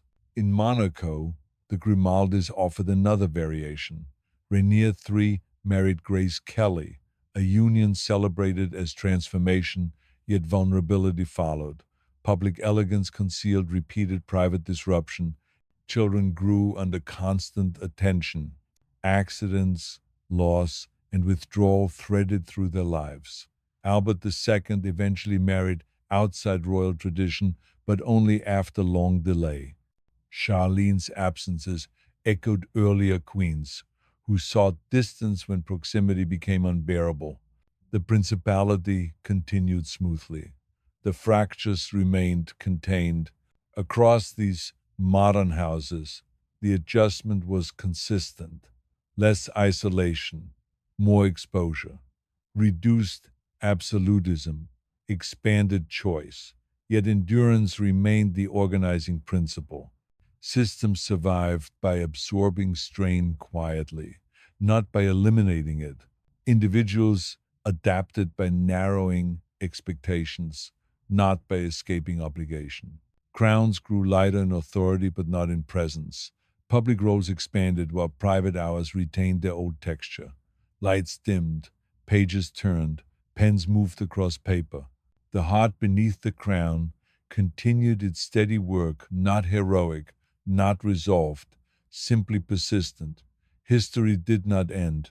It softened, redistributed its weight, and continued forward, still carried by people doing their best to remain intact within structures that long outlived them. The Japanese imperial family, though not European, carried a similar subdued weight in its own tradition. Emperor Hirohito, later known as Showa, ruled from 1926 to 1989. He married Empress Kojun, chosen from noble families but not a close relative. Their son Akihito married Michiko Shoda, a commoner, in 1959, the first such marriage in the imperial line. The break with tradition brought hope, but also pressure. Michiko suffered a nervous breakdown in the 1,960 seconds from court stress, lost her voice for months. Akihito abdicated in 2019, the first in 2 centuries, citing health. Their son Naruhito married Masako Owada, a diplomat. Masako struggled with depression, withdrew from duties for years. The family produced only one daughter, Aiko, raising succession questions. Naruhito's brother Akishino married Kiko Kawashima, another commoner. Their son Hisahito is the current heir. The imperial household kept rituals intact, but the private toll mental health strains, the weight of unbroken lineage, remained. In Jordan, the Hashemite line descended from Sharif Hussein of Mecca. King Hussein married 4 times, no close cousins. His children navigated modern monarchy in a volatile region. His son, Abdullah II, married Rania al Yassin, a Palestinian commoner. Rania became a global figure for education and women's rights, but privately the family managed threats, assassination attempts, regional instability. Abdullah's half-brother Hamza was placed under house arrest in 2021 for alleged plotting. The palace released statements, but the family rift lingered quietly. The Saudi royal family, House of Saud, kept marriages within the tribe and often to cousins to consolidate power. Abdulaziz ibn Saud had over 40 children with multiple wives. His sons ruled in succession Saud, Faisal, Khalid, Fahd, Abdullah, Salman. Salman's son Mohammed bin Salman, the current crown prince, married his cousin Sarah bint Mashur. The family's private dynamics involved rivalries, exiles, detentions. In 2017, dozens of princes were held in the Ritz-Carlton on corruption charges. Released after settlements, the crown prince consolidated power, but the old pattern of family alliances and fractures persisted behind palace walls. In Thailand, the Chakra dynasty carried its own quiet burdens. King Bhumibol Adulyadej ruled from 1946 to 2016, the longest reigning monarch in Thai history. He married Sirikit Kidyakara, a distant relative. Their son Vajiralongkorn married 4 times, divorced 3. His reign since 2016 has been marked by controversy, time spent abroad, changes to royal protocol. His sister Sirindhorn lives quietly, devoted to charity and scholarship. The family upholds les majesté laws strictly, but private whispers about health and succession circulate. These modern royals live with media glare that earlier generations escaped. Cameras catch every expression, every slip, yet the private hours remain much the same. A queen reviewing charity reports alone. A prince teaching his children about duty. A king signing papers with a steady hand while his thoughts drift to what might have been. The genetic close calls have mostly faded with wider matches, but the emotional inheritance, expectation, isolation, the knowledge that freedom is limited stays. The crowns now often sit on heads trained for the role from birth. Preparatory schools, military service, public speaking lessons, yet no training fully prepares for the quiet moments when the role feels confining. Some embrace it fully, like Elizabeth II, who served until her last days. Others step back early, like Akihito or Juan Carlos, citing health or scandal. Juan Carlos abdicated in 2014 after hunting trips and financial questions surfaced. He lived in exile in Abu Dhabi until his death in 2020. His son Felipe works to restore trust, married to Letizia, a former journalist. Their daughters, Leonor and Sophia, represent the next generation, raised with a blend of tradition and modernity. In Bhutan, the Wangchuk dynasty transitioned to constitutional monarchy in 2008. Jigme Singye Wangchuk married 4 sisters, all queens. Their son, Jigme Khesa Namgyal Wangchuk, married Jetsun Pema, a commoner. The family promotes gross national happiness, but private lives hold the usual strains, balancing tradition with change, ensuring succession without conflict. The Liechtenstein princely family, House of Liechtenstein, keeps a low profile. Prince Hans Adam II married his second cousin, Marie Kinsky von Wiechenitz und Tettau. He handed day-to-day rule to his son Alois in 2004. The family manages vast wealth quietly, avoids scandal, focuses on philanthropy, yet even here, The weight of continuity persists. These stories show how the pattern evolves but doesn't vanish. Wider marriages bring diversity, but the role itself carries inherent isolation. Public service means private sacrifice. Families adapt therapy, retreats, careful media management, but the core remains. A heart beating under expectation, steady or not, human through it all. The heart beneath the crown kept that rhythm going right into the 21st century, where the spotlights grew brighter and the private spaces smaller. The people wearing those crowns or tiaras still navigated the same old pool's health that failed at inconvenient times, scandals that simmered in the background, families that fractured under the glare.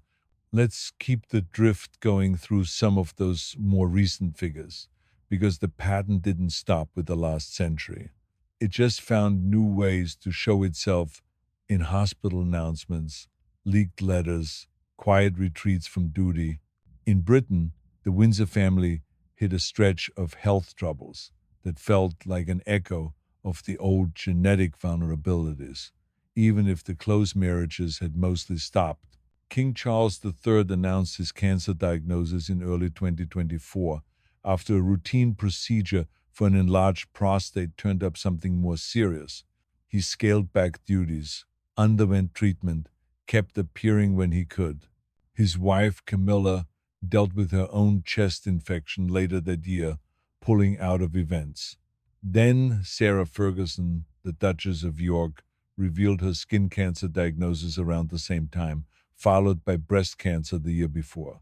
She talked about it openly, but the timing made it feel like a cluster in the extended family. Princess Catherine, the Princess of Wales, faced her own cancer battle in 2024 after abdominal surgery led to the discovery. She stepped back for months, focused on recovery, reappeared gradually. The palace released videos and statements, but the whispers online turned to theories, distractions from other issues, or something deeper. Thomas Kingston, married to Lady Gabriella Windsor, died suddenly at 45 in 2024, ruled a traumatic head wound. The family mourned quietly, services held, but the suddenness added to the sense of fragility around the edges. These weren't isolated. The late Queen Elizabeth II had her own health declines.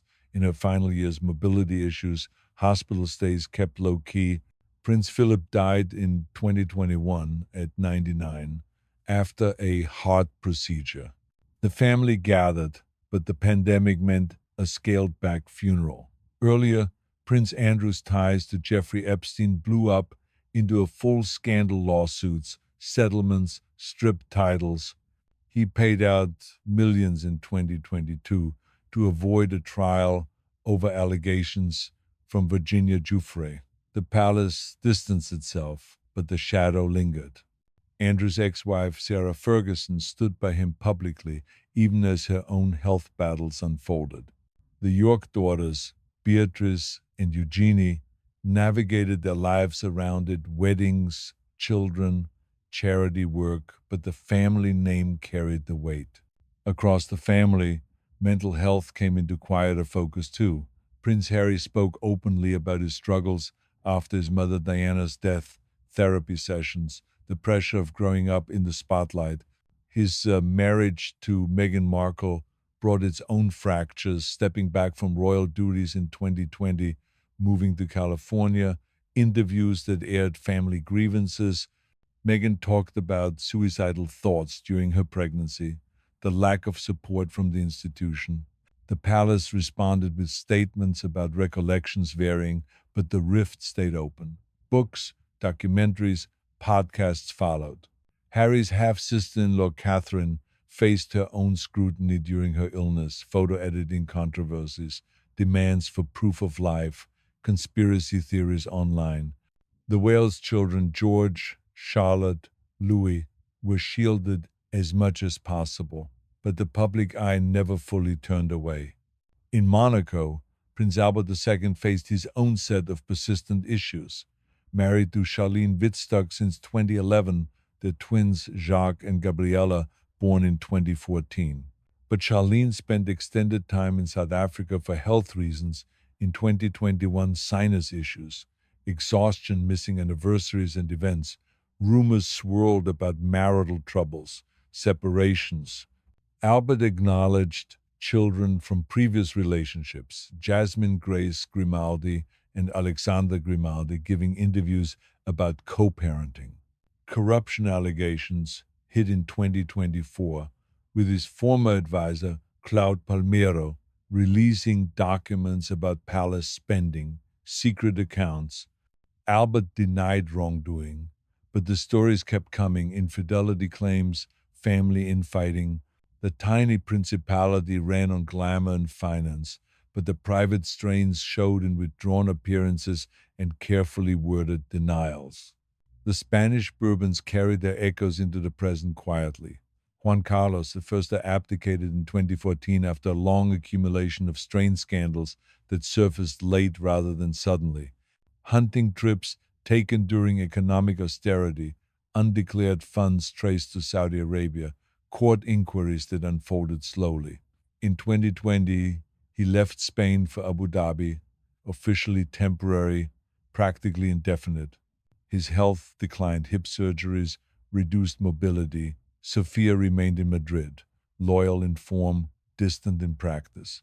The son Felipe VI adjusted the monarchy's posture by separation rather than confrontation.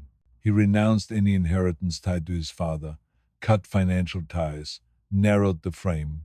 Letizia, once a journalist, brought precision and restraint, though her private world carried its own fractures. Their daughters grew into protocol gradually. Leonor trained for command in uniformed institutions designed to absorb weight early. Stability was projected. Shadows remained, not spoken of, but present in tax settlements and brief returns for family events. In the Netherlands, abdication became a measured transfer rather than a rupture. Beatrix stepped aside in 2013 for Willem Alexander. Her marriage to Klaus von Amsberg had begun under protest decades earlier, his German wartime associations drawing crowds in the streets. Later came illness, depression, hospitalization, Parkinson's. He died in 2002. Willem Alexander married Maxima, whose warmth softened the monarchy's edges even as questions followed her family history in Argentina. Their daughters grew under both visibility and constraint. Security concerns altered daily routines. Public apologies followed misjudged vacations. Private loss lingered longer. Frieser's death, after an avalanche left a space that never refilled, only adapted around. Belgium's monarchy moved with similar restraint. Albert II abdicated amid fatigue and unresolved questions. A daughter, acknowledged late after years of denial, entered the family structure without ceremony. Philippe inherited both crown and caution. Matilda brought steadiness. Their children trained quietly. Earlier generations had already absorbed loss: Baudouin childless. Fabiola's miscarriages carried privately for years before being spoken aloud. Health concerns remained unannounced until unavoidable. The monarchy continued by minimizing friction rather than eliminating it. In Denmark, Margrethe II stepped aside after more than 5 decades. The act itself was unusual, but the reasons unfolded gradually: age, surgery, the desire for a smoother succession. Henry, her husband, had struggled with the role for years, feeling displaced by definition. He withdrew, returned, reconciled partially, then died. Frederick inherited the monarchy, already lightened structurally but unchanged emotionally. Joachim's children lost titles. The decision was framed as modernization. The effects were personal and persistent. Across these houses, adaptation followed the same rhythm. Announcements replaced proclamations. Statements replaced silence. Social media carried news that once traveled through whispers, yet illness still arrived without regard for narrative control.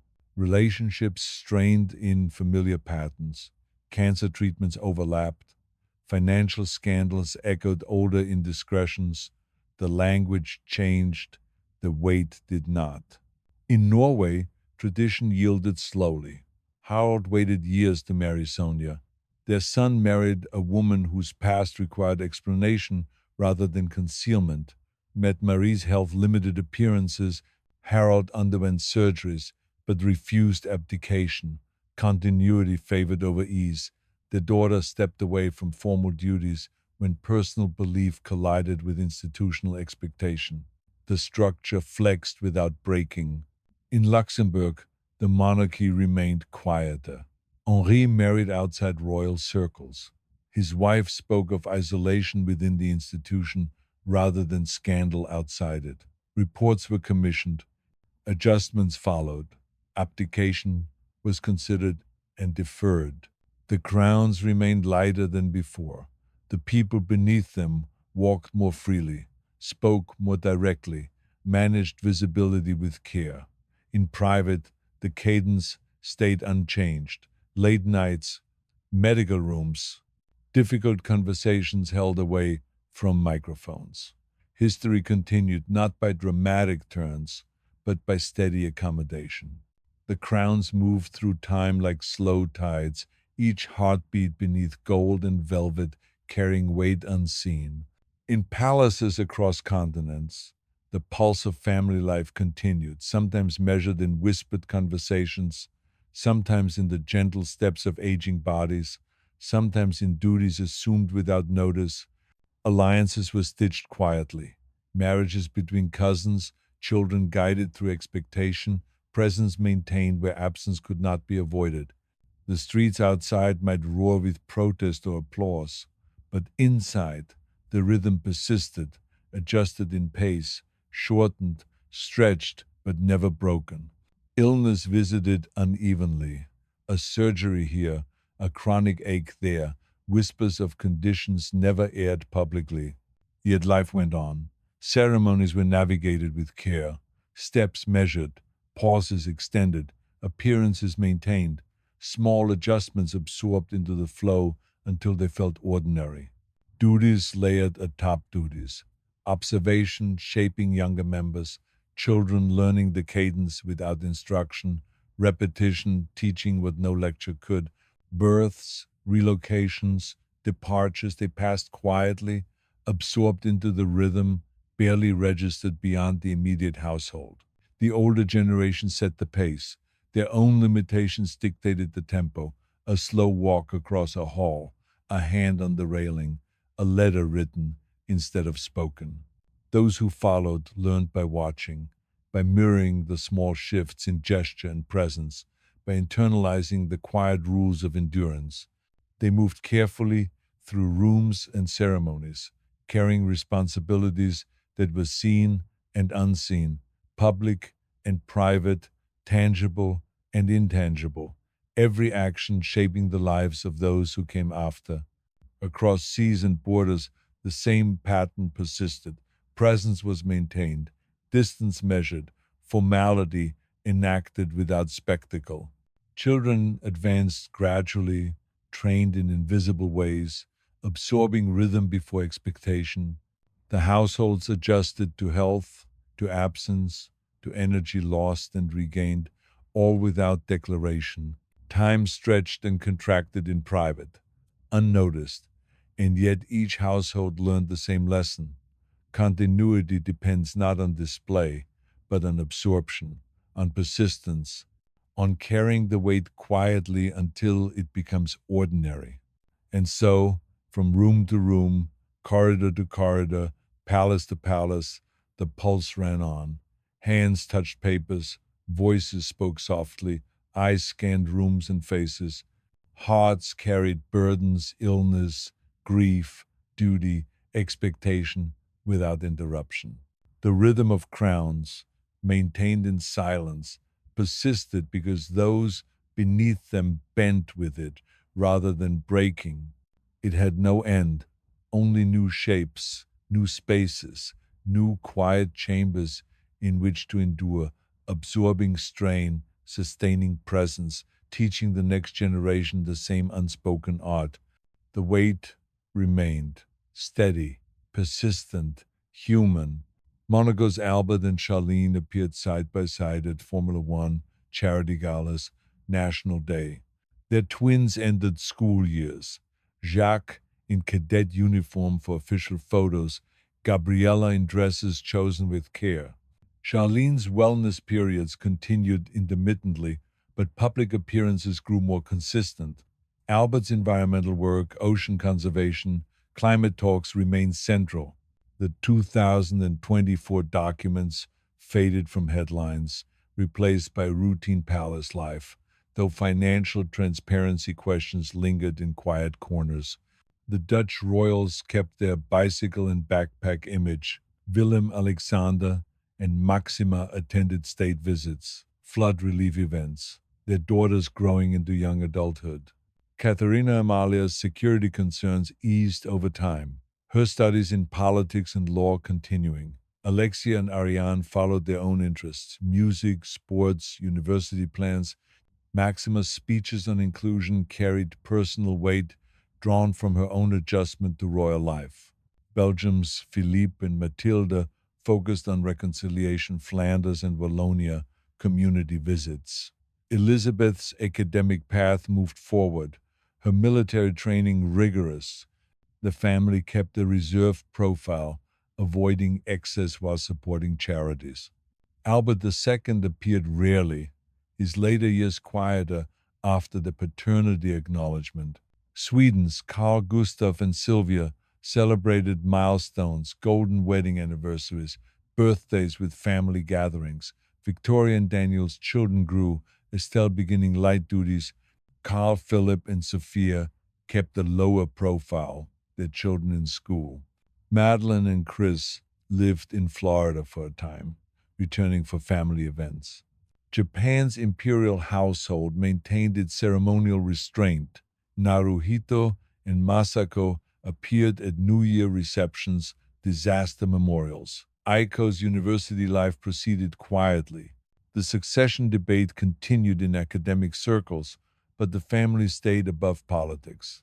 Akishino and Kiko managed their roles. Hisahito's education carefully guided. These lives moved forward in the same measured way earlier ones had duties fulfilled, health managed, families held together with quiet effort, treatments progressed, recoveries varied, scandals faded or simmered. The crowns sat on heads that had seen more cameras, more questions, more public expectation than any previous generation. Yet the private hours remained familiar. A late-night cup of tea while reading medical notes, a conversation with a spouse about tomorrow's schedule, a parent watching a child navigate the same path they once walked. Hearts kept their rhythm, sometimes stronger, sometimes slower, always carrying the same human load beneath the symbols that never quite lifted it entirely. The private calendars in those palaces kept filling with the same kinds of entries that earlier generations had known under different names, appointments marked in pencil rather than ink, rest periods circled, family calls scheduled around time zones. The rhythm stayed slow, deliberate, because rushing never changed the underlying weight. Let's keep drifting through the quiet corners of these lives, because the story of hearts under crowns doesn't rush forward. It lingers, repeats softly, finds new shades in familiar light.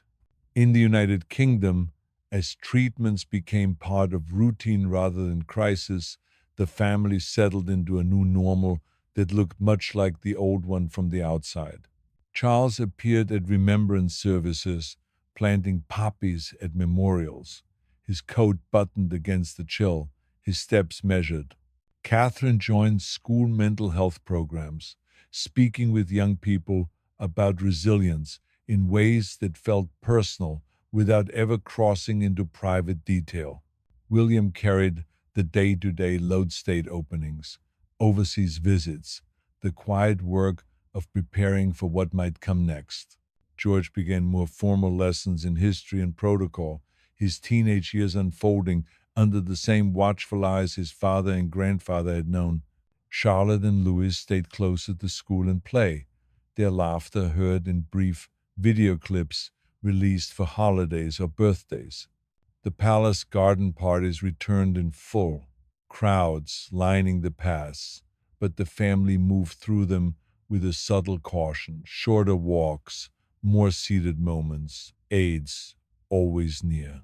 Anne kept her schedule packed: horse trials, charity patronages, overseas trips, her concussion from the previous year fading into memory, though she wore a helmet more often now. Edward and Sophie hosted garden receptions, their children pursuing university and work away from the spotlight. The York side remained quieter. Beatrice and Eduardo's growing family stayed mostly in the background, Eugenie's life in Portugal offering distance from London's gaze. Sarah continued her cancer advocacy, writing books, giving talks, her energy returning in fits and starts. The family Christmas at Sandringham happened as always: church services, walks on the estate, private dinners, but the photos released showed slightly fewer smiles, slightly more careful poses. In Denmark, Frederick and Mary's reign found its footing in steady, understated work. Frederick's climate speeches carried a personal urgency. He spoke of future generations with the voice of a father who saw his own children in the audience. Mary's mental health initiatives grew, her conversations with experts and families carrying the same calm empathy she had shown in earlier years. Christian, now taller and more composed, took on his first overseas solo trip, a youth conference in another capital, his security detail discreet but present.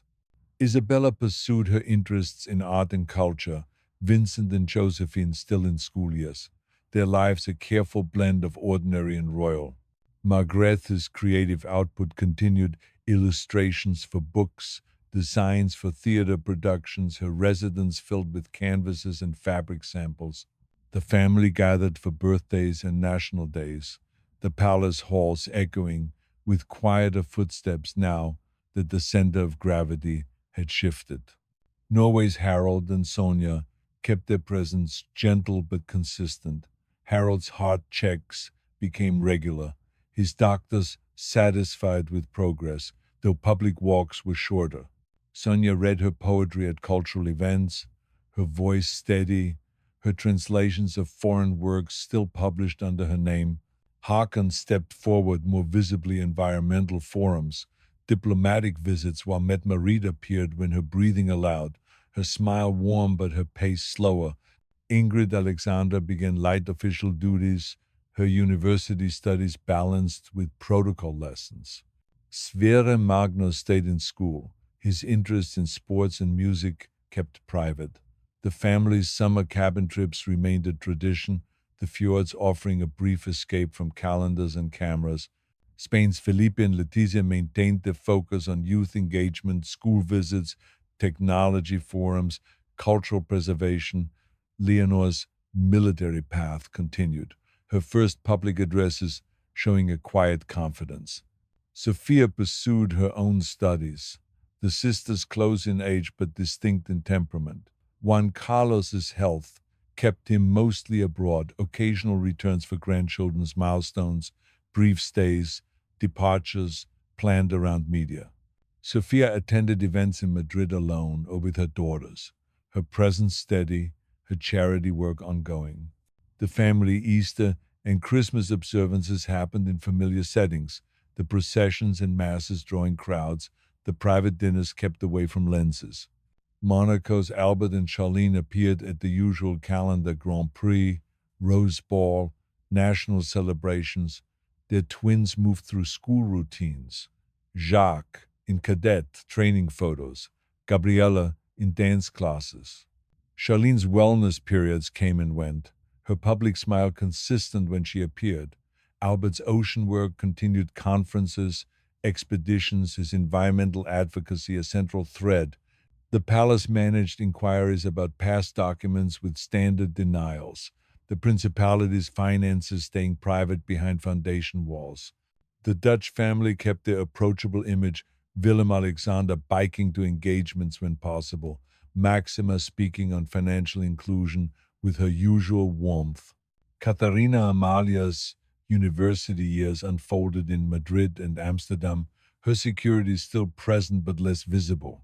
Alexia and Ariane pursued music and sports, their lives blending ordinary teenage interests with occasional public glimpses.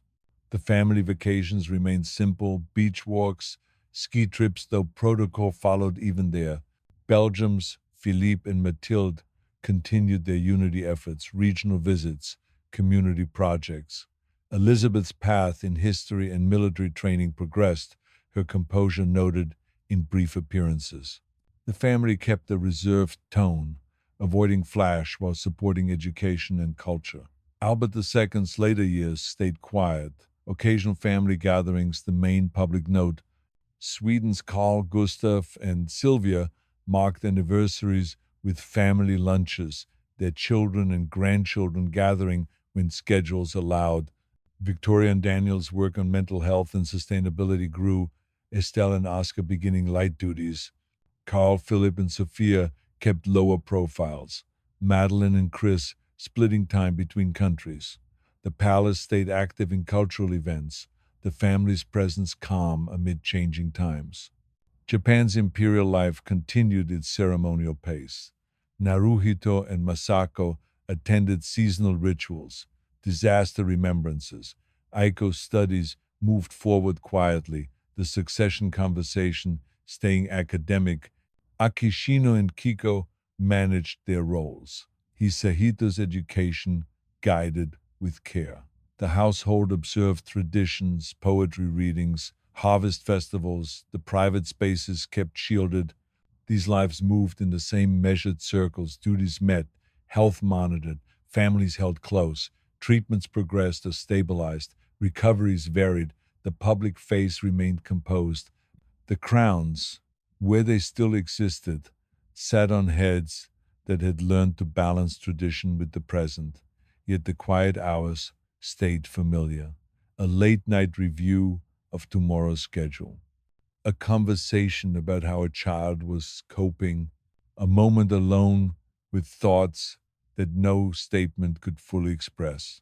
Hearts kept their beat, sometimes steadier, sometimes slower, always carrying forward beneath the symbols that time had polished but never quite lightened. The calendars in those palaces kept turning with the same deliberate slowness, appointments penciled in lightly so they could be shifted if a day felt heavier than expected. Treatments settled into background noise rather than headline events. Recoveries measured in small improvements rather than sudden leaps. The families moved through their seasons, winter holidays, spring garden openings, summer tours, autumn memorials with the quiet adjustments that had become second nature. Let's stay in that gentle drift a while longer because the pattern of hearts under crowns doesn't hurry. It lingers in the small pauses between public moments, in the way a hand rests on a banister a second longer, in the soft click of a door closing after the last visitor leaves. In the United Kingdom, the royal household found a steadier rhythm as the months passed. Charles's schedule remained lighter than before, fewer long flights, more local engagements, but he appeared at key dates, Remembrance Sunday with the usual wreath laying, his coat collar turned up against the wind, his pace careful on the steps. Catherine returned to patronages one by one, early years, education, mental health, workshops, her voice calm in conversations with families facing similar paths. William balanced his own duties with fatherhood, school runs when possible, quiet evenings helping with homework or listening to teenage worries. George navigated the early stages of secondary education, his security discreet but constant, his interest in history and sports kept private. Charlotte and Louis stayed in their younger world playdates, lessons, the occasional glimpse in family photos released for holidays. The Christmas broadcast carried the usual message of reflection. Charles's words measured, the family gathered in familiar rooms, the tree decorated as always. Anne's energy held firm horse trials, overseas aid visits, her schedule as packed as ever. She spoke little about the previous year's incident, but her riding helmet stayed on longer, her caution visible in smaller ways. Edward and Sophie hosted receptions at Bagshot, their children pursuing university courses and early careers away from headlines. Beatrice and Eduardo's household grew quietly, another child, family life in the countryside, occasional public appearances at charity events. Eugenie's life in Portugal offered distance, her children growing up with more ordinary routines, visits to London timed carefully. Sarah Ferguson kept her advocacy going, podcasts, books, conversations about resilience, her own journey shared in measured portions, her energy returning in waves. In Denmark, Frederick and Mary's reign moved through its second year with the same understated focus. Frederick's climate work took him to international meetings, his speeches carrying the weight of a father looking ahead. Mary's mental health initiatives expanded conversations with young people, partnerships with organizations, her presence steady, her questions thoughtful. Christian's first overseas solo duties unfolded smoothly, youth forums, cultural exchanges, his composure noted by observers. Isabella pursued art studies. Vincent and Josephine navigated school with the usual mix of ordinary days and occasional protocol lessons.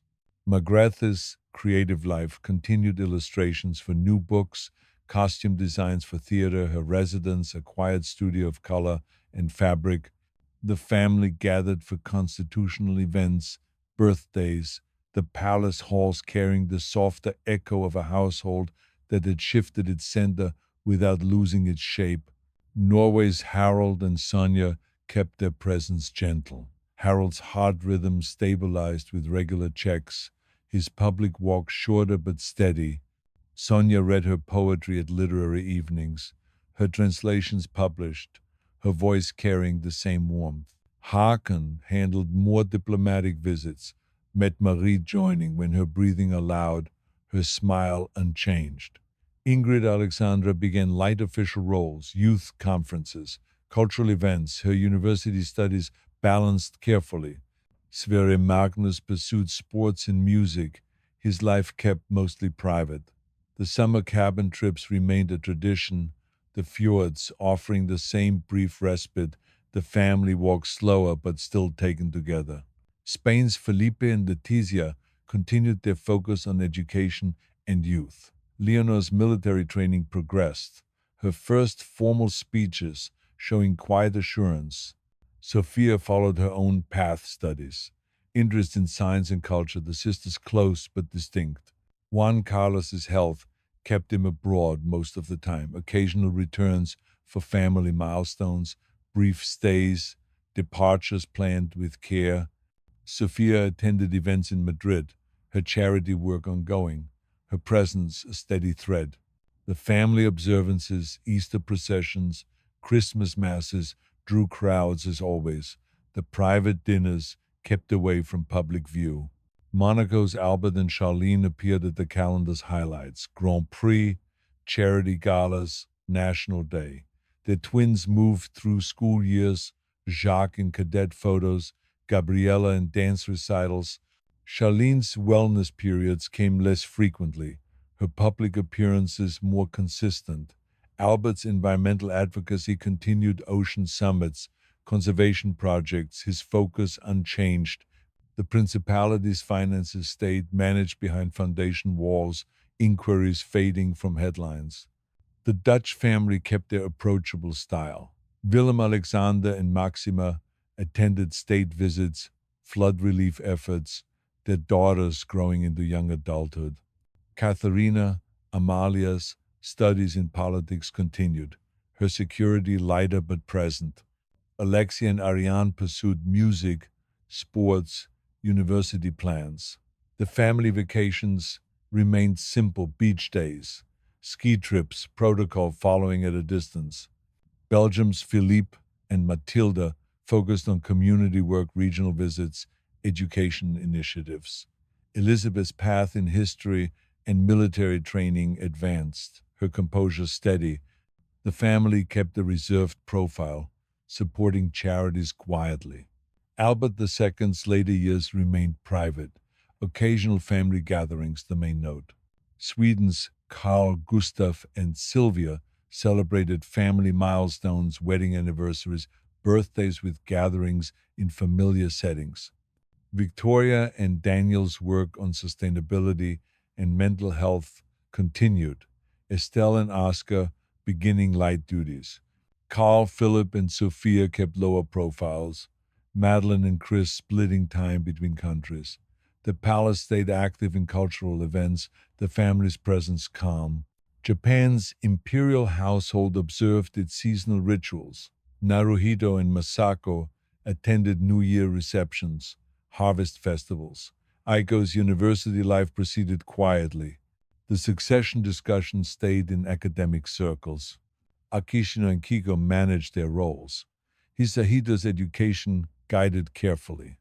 These households moved through their days with the same quiet persistence. Duties met, health watched, families held close, treatments stabilized or adjusted, recoveries measured in small steps. The crowns, where they remained, sat on heads that had learned to carry them with a careful balance. The private hours stayed familiar, a cup of tea while reviewing tomorrow's list, a conversation about a child's day, a moment alone with thoughts that carried the same weight they always had. Hearts kept their rhythm, sometimes stronger, sometimes needing rest, always beating beneath the symbols that time had shaped but never fully lightened. The quiet drift of those palace lives continued in the same unhurried way, days folding into weeks, seasons turning without fanfare. The calendars stayed filled with familiar markings, medical follow ups noted in light pencil, rest days circled in soft ink, family gatherings planned around availability rather than expectation. Treatments became part of the background hum, recoveries measured in small returns to routine rather than dramatic announcements. The families moved through the usual cycles: winter gatherings around fires, spring openings of gardens, summer tours when weather allowed, autumn memorials under gray skies with the gentle adjustments that had long since become habit. Let's keep floating along that same slow current, because the pattern of hearts carrying crowns doesn't shift suddenly. It settles deeper into the familiar rooms, the same soft sounds echoing year after year. In the United Kingdom, the household found its balance in careful pacing. Charles's engagements remained selective tree planting ceremonies at estates, small receptions where seating was arranged thoughtfully, his voice steady in short speeches that carried warmth without strain.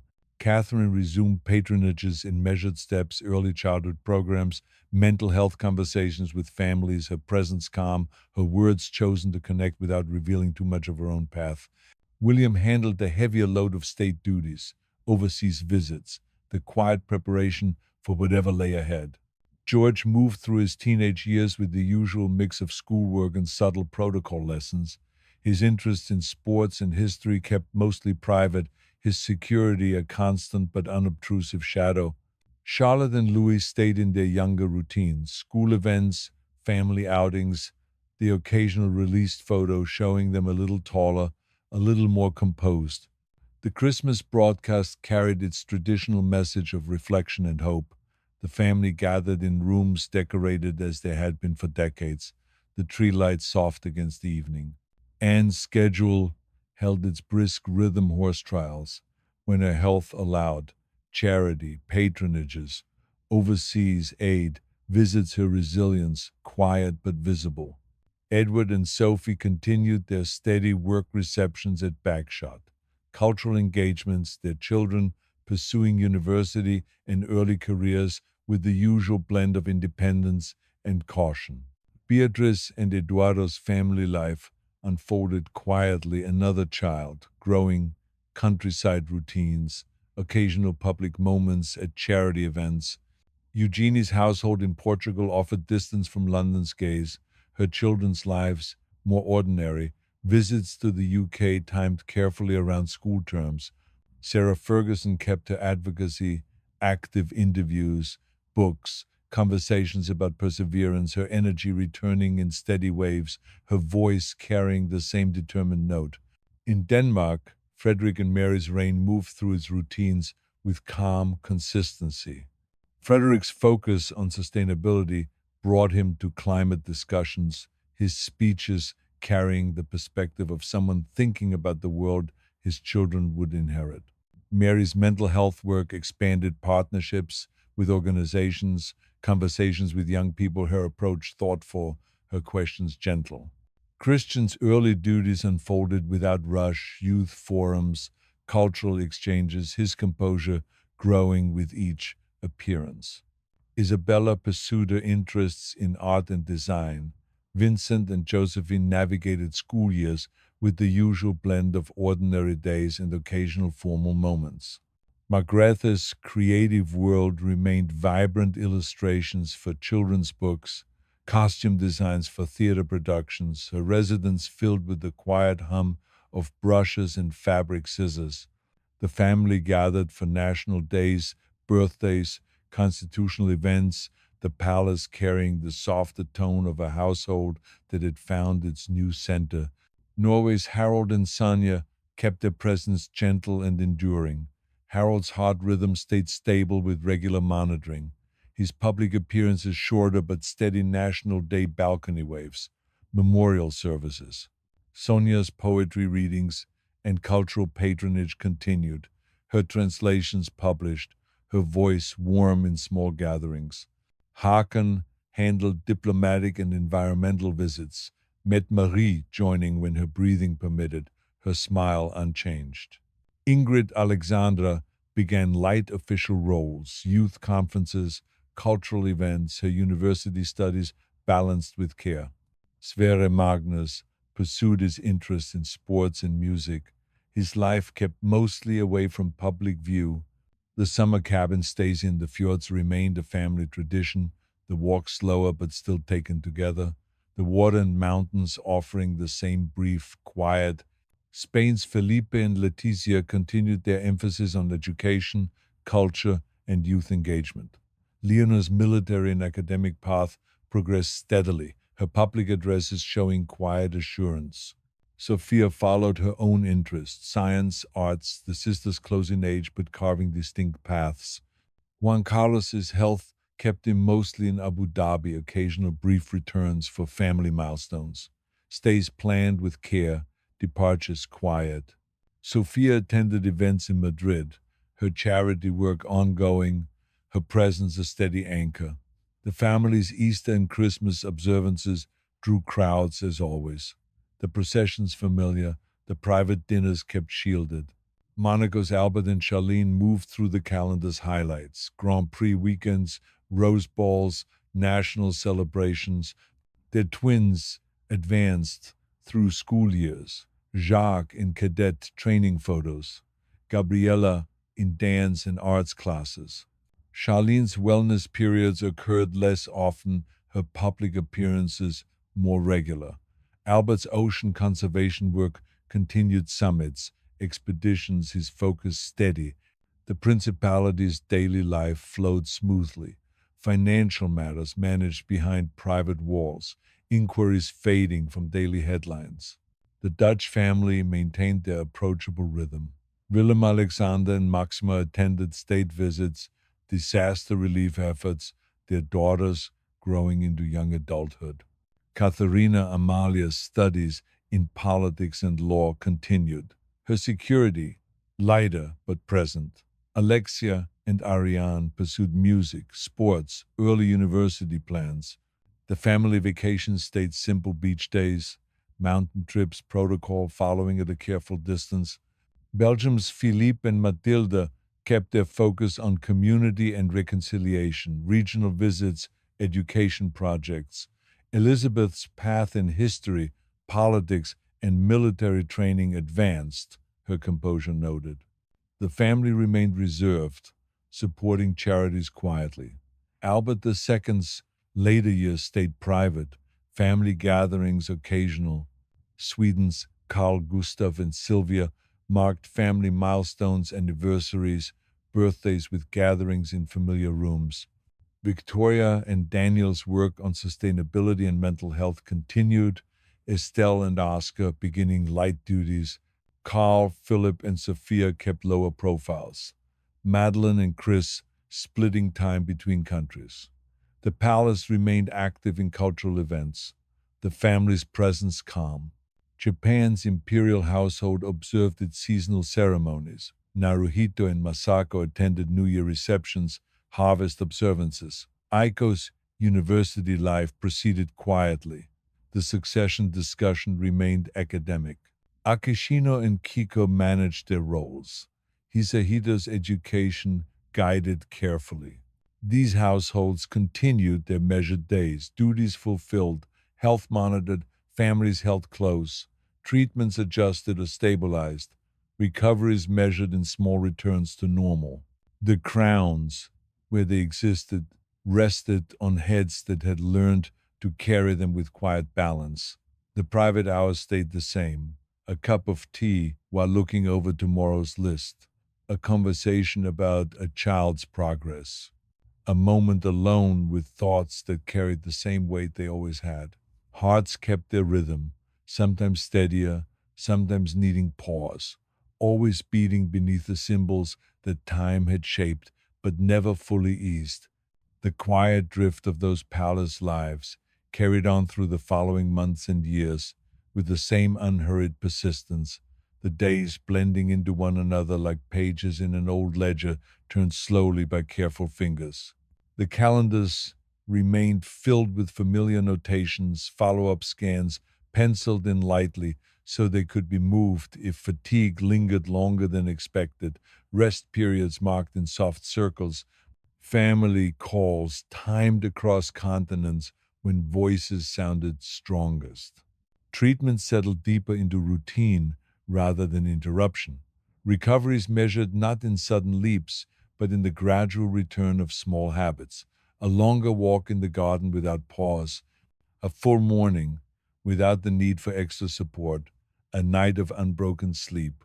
The families moved through their seasons in the same gentle cycle, winter holidays around fires that crackled softly, spring openings of gardens where flowers opened one petal at a time, summer tours when weather permitted without demanding too much, autumn memorials under skies that turned gray gradually with the subtle shifts that had long become second nature.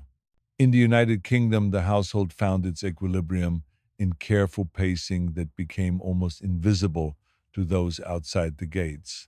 Charles's engagement stayed selective, planting ceremonies on estates where the ground was level and the distances short, small receptions where chairs were placed thoughtfully, his voice carrying the same measured warmth in brief addresses that touched on reflection and continuity. Catherine returned to her patronages in measured increments, early childhood initiatives where she listened more than she spoke, mental health workshops where her questions came gently and her presence felt steady. William shouldered the heavier portion of state duties, overseas visits that required long flights but shorter days on the ground, the quiet work of preparation for what time would eventually bring. George navigated the middle years of his education with the usual blend of schoolwork and subtle lessons in history and duty. His interests in sports and quiet reading kept mostly to himself, his security a constant but unobtrusive presence. Charlotte and Louis remained in their younger world school routines, family moments, the occasional photo released for holidays showing them a little older, a little more composed under the weight they carried without fully understanding it yet. The Christmas broadcasts continued their tradition of measured messages. The family gathered in rooms decorated as they had been for generations, the tree lights casting soft glows against familiar walls. Anne's rhythm held firm horse trials when her body allowed charity patronages that took her to familiar causes, overseas aid visits where her focus remained sharp. Edward and Sophie carried on their steady work receptions at Bagshot Park, cultural engagements that brought them into contact with artists and communities, the children pursuing university courses and early careers, with the careful independence that came from knowing eyes were always watching. Beatrice and Eduardo's family life unfolded in quiet countryside routines, another child growing taller, school runs and playdates, occasional public moments at charity events where they appeared together without fanfare. Eugenie's household in Portugal offered a gentle distance from London's constant gaze. Her children's lives more ordinary in rhythm, visits to the UK, timed around school terms and family occasions. Sarah Ferguson kept her advocacy moving forward, interviews that shared her journey in honest portions, books that spoke of resilience, conversations that carried the same determined note she had always had. In Denmark, Frederick and Mary's reign settled into its own calm consistency. Frederick's sustainability work took him to international gatherings where he spoke with the perspective of someone thinking about the long view, his words carrying the quiet urgency of a father looking at his children's future. Mary's mental health initiatives grew steadily partnerships with organizations that reached into schools and communities, conversations with young people that felt personal without crossing boundaries. Christian's early duties unfolded without haste, youth forums where he listened more than he spoke, cultural exchanges that brought him into contact with peers from other countries, his composure deepening with each step. Isabella pursued her interests in art and design with quiet dedication. Vincent and Josephine moved through school years with the usual mix of ordinary days and occasional formal moments that came with their names. Margaret's creative life remained a steady thread, illustrations for new children's books, costume designs for theater productions that brought her back to the stages she had loved, her residence filled with the soft sounds of brushes moving across paper and fabric scissors cutting precise lines. Norway's Harold and Sonia kept their presence gentle and enduring through the passing seasons. Harold's heart rhythm stayed stable with regular monitoring, his public appearances shorter but still steady National Day balcony waves that drew crowds, memorial services where he laid wreaths with careful hands. Sonia's poetry readings and cultural patronage continued, her translations published in small volumes, her voice warm in intimate gatherings. Haken handled diplomatic and environmental visits with increasing frequency, met Marie, joining when her breathing permitted, her smile unchanged even on days when effort showed in her posture. Ingrid Alexandra began light official roles, youth conferences where she asked thoughtful questions, cultural events where she represented her country quietly, her university studies balanced with the same care she had always shown. Sverre Magnus pursued his interests in sports and music, his life kept mostly away from public view, his days filled with the ordinary joys of youth. Spain's Felipe and Letizia continued their emphasis on education, culture, and quiet engagement with the next generation. Leonor's military and academic path progressed steadily, her public addresses carrying a quiet assurance that grew with each occasion. Sophia followed her own interests, science projects, arts, workshops, the sisters close in age, but carving distinct paths under the same watchful light. Juan Carlos's health kept him mostly in Abu Dhabi, occasional brief returns for family milestones that mattered most, stays planned with care to avoid strain, departures quiet and unannounced. Sophia attended events in Madrid alone or with her daughters, her charity work ongoing, her presence a steady anchor in familiar settings. The family's Easter and Christmas observances drew crowds as they always had. The processions familiar in their rhythm, the private dinners kept shielded from lenses. Monaco's Albert and Charlene moved through the calendar's highlights with practiced ease. Grand Prix weekends, where the roar of engines filled the air, rose balls where lights glittered softly, national celebrations that brought the principality together. Their twins advanced through school years with the usual blend of lessons and activities, Jacques and cadet training photos that showed him standing straighter each time, Gabriella in dance and arts classes that brought her joy. Charlene's wellness periods occurred less frequently over time, her public appearances more regular and composed. Albert's ocean conservation work continued summits where he spoke about fragile ecosystems, expeditions that took him to distant waters, his focus steady and unchanged. The principality's daily life flowed smoothly behind its private walls, financial matters managed through foundations and trusts, inquiries fading from daily headlines into occasional background notes. The Dutch family maintained their approachable rhythm in small, consistent ways. Willem Alexander and Maxima attended state visits and disaster relief efforts with the same quiet energy, their daughters growing into young adulthood with careful steps. Caterina Amalia's studies in politics and law continued in Madrid and Amsterdam, her security lighter but always present. Alexia and Ariane pursued music, sports, early university plans, their lives blending ordinary interests with the occasional public glimpse.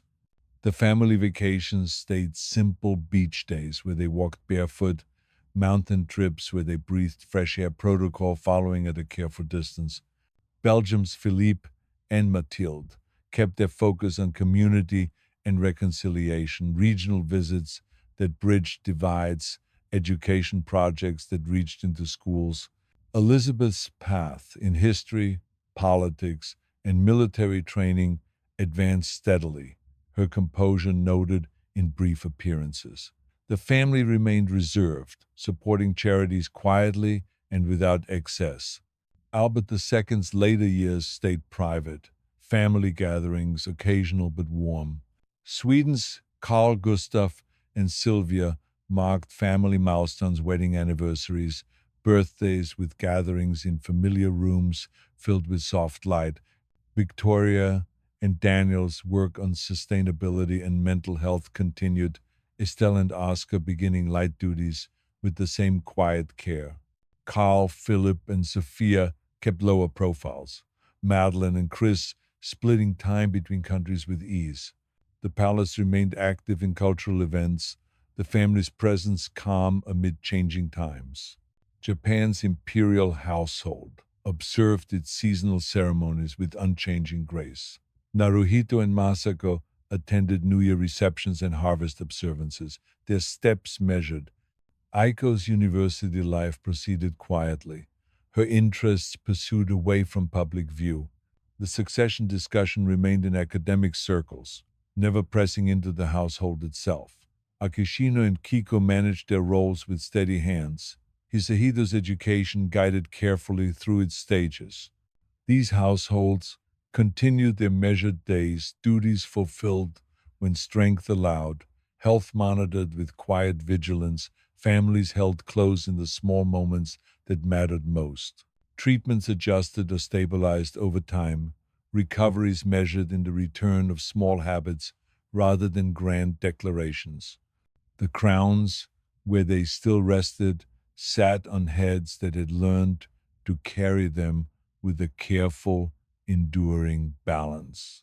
The private hours stayed familiar in their rhythm, a cup of tea while looking over tomorrow's list in soft lamplight, a conversation about a child's progress or a spouse's day, a moment alone with thoughts that carried the same weight they always had, unchanged by the passing years. Hearts kept their rhythm, sometimes steadier with rest, sometimes needing pause, always beating beneath the cymbals that time had shaped but never fully eased, the quiet persistence of human lives under the quiet weight of history.